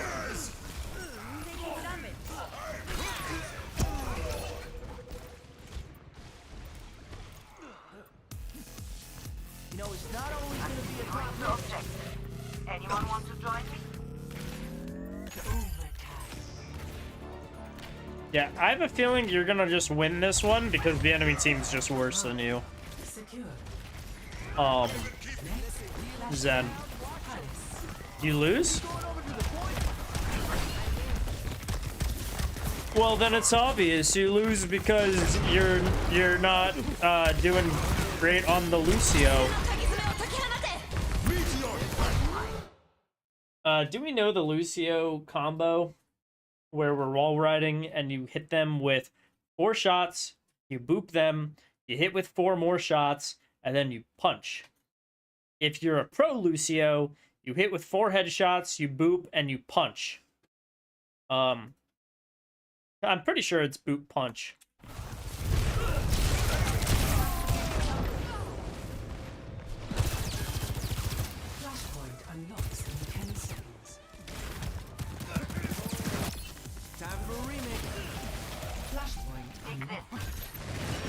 I guess we'll show some of that too, chat.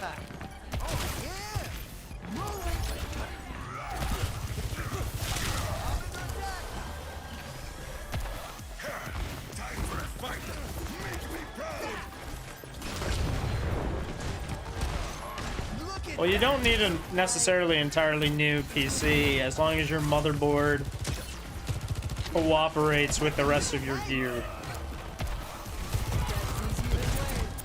It is cheaper to upgrade than it is to just downright buy a whole entire system. This ends now.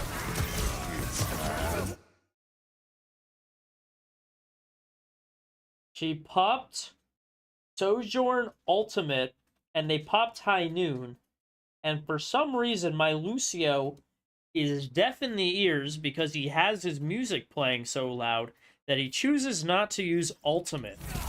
Instead, he is okay with Sojourn taking out his Cassidy, and probably their Cassidy taking out 3 others.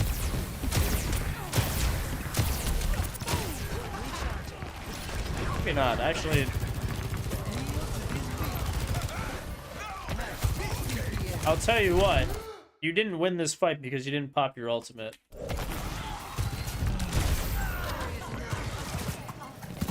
Yeah, that makes sense. Yeah, I don't know if HP is necessarily one of the best gaming PCs.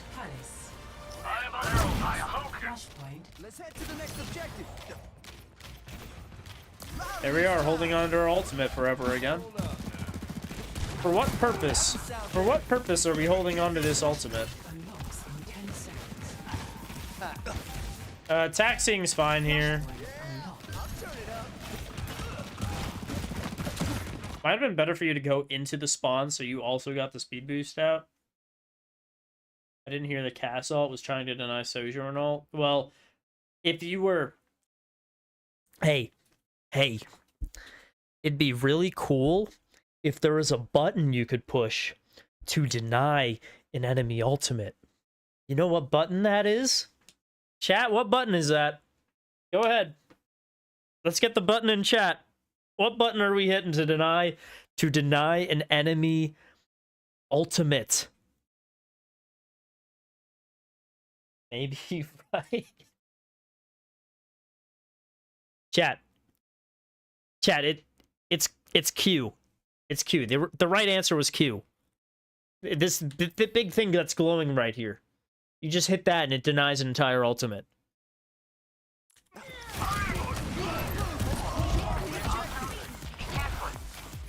We walk into the ult.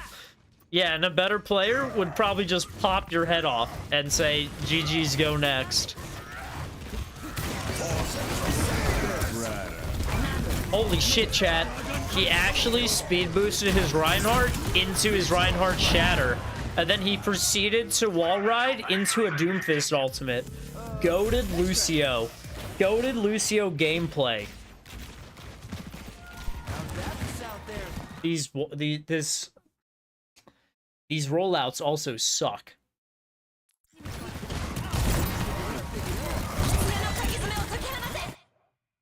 They pop Kiri ultimate, and instead of us dropping beat, we are still holding on to this beat. When do we want to break it down, chat?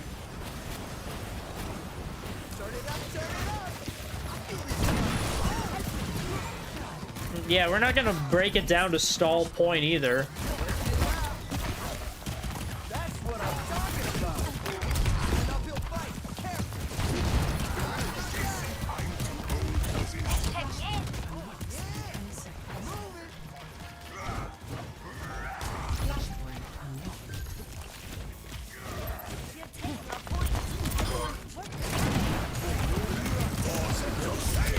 Oh my god, he did it again, chat. He did it again. You know what's crazy though, chat? I think our Reinhardt has used 3 shatters and we have not used beat yet. That's crazy. Yo, that's crazy. Chat, dude, are we gonna use beat this game? Or are we going for a no ult challenge? Oh my god, are we gonna break it down? This ends now.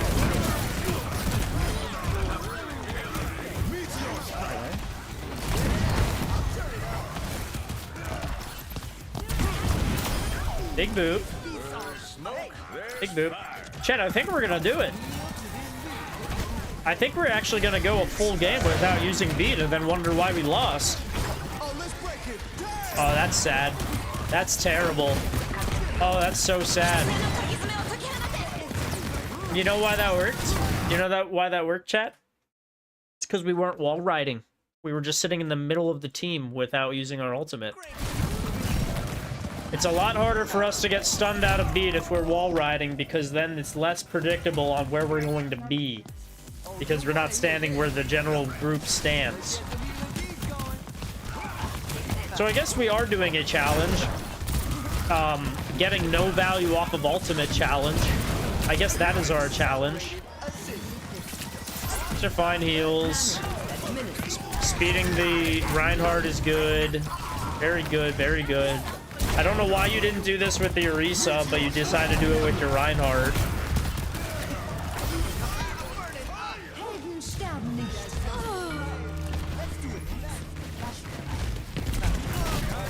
It booped the enemy team into your Reinhardt there. Would have been very effective. You got to play more Lucio surfing, man, so you get good at these wall riding skills. Just play. While you're in queue, just enter a Lucio surf lobby. No, it's not always gonna be a top hit. Where's the rest of the band? Let's push them off the objective. Yeah, I'll turn it up.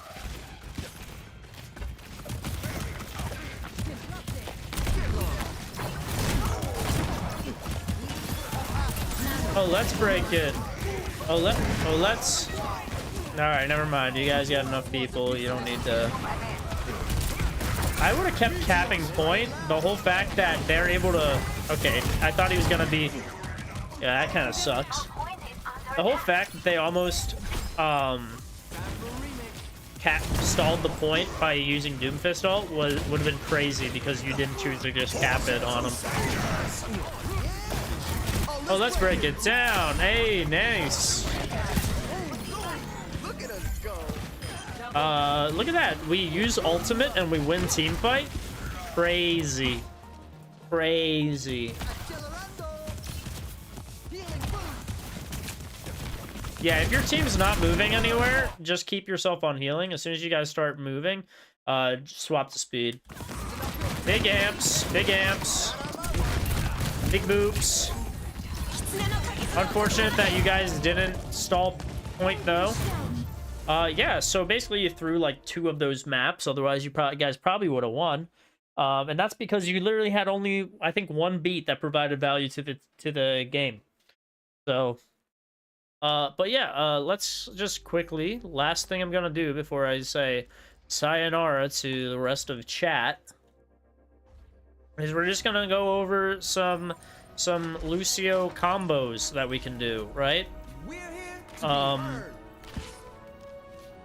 And so if you wall ride, it's supposed to be 1 2 3 4 1 2 3 4, and then yeah, it's boop punch. Hello And the reason it is boop punch, chat, is because as they're still flying, you can still hit them with the boop punch. You do it the other way around and you punch and then boop. As you can see, it comes out a lot slower. Let's see that again. Boop punch, it's just like that. And punch boop, it's like that, a lot slower. That was me holding down right click the whole time, by the way. So personal space. and yeah, if we're wall riding, it's supposed to be hit, and then yeah, just like that. And you can do it while doing this. Obviously, if you are backwards wall riding, you can actually climb up a surface like that, so you are able to kind of just hang on walls.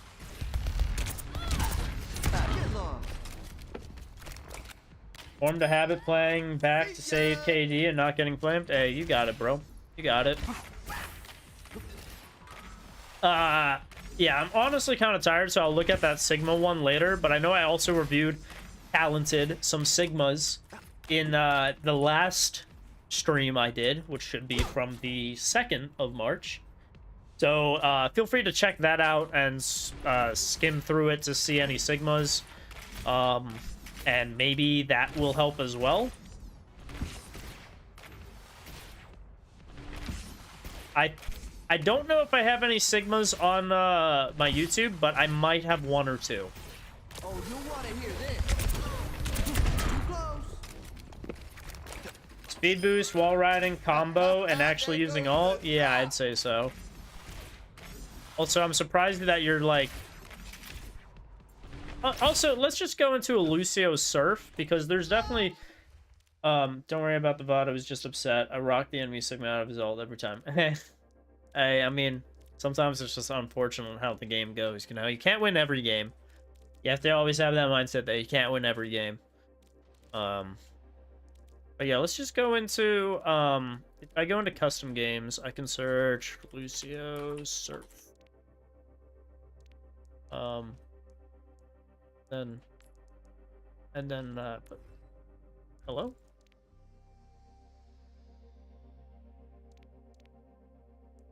Hello? Does this not work, chat? Leaving game? Yes, I'm leaving game. Go to all games. Yeah, that makes sense. Lucio! Surf.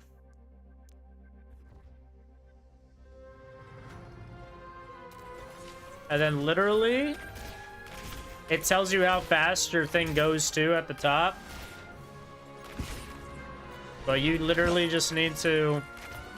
This will just get you into the habit of, like, surfing around, you know?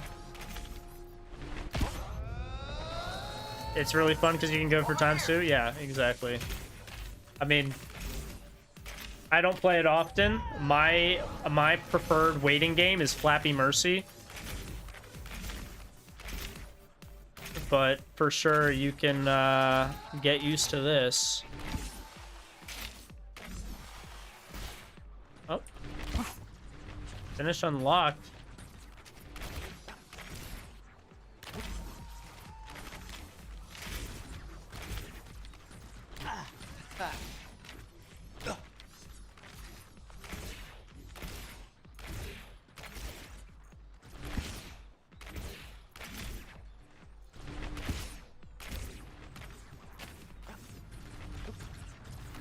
We'll do...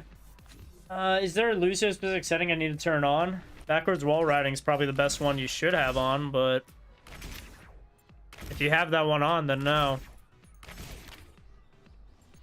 Oh! Anyways, yeah, chat. So that's gonna be where I leave it. Thanks everyone for coming out to another Dehon stream. Appreciate it. And I will see you guys all in another one. Doodles. Hope everyone has a good rest of your night. Have a good rest of your week. I'll probably be back another Monday for another Overwatch VOD Reviews. Doodles.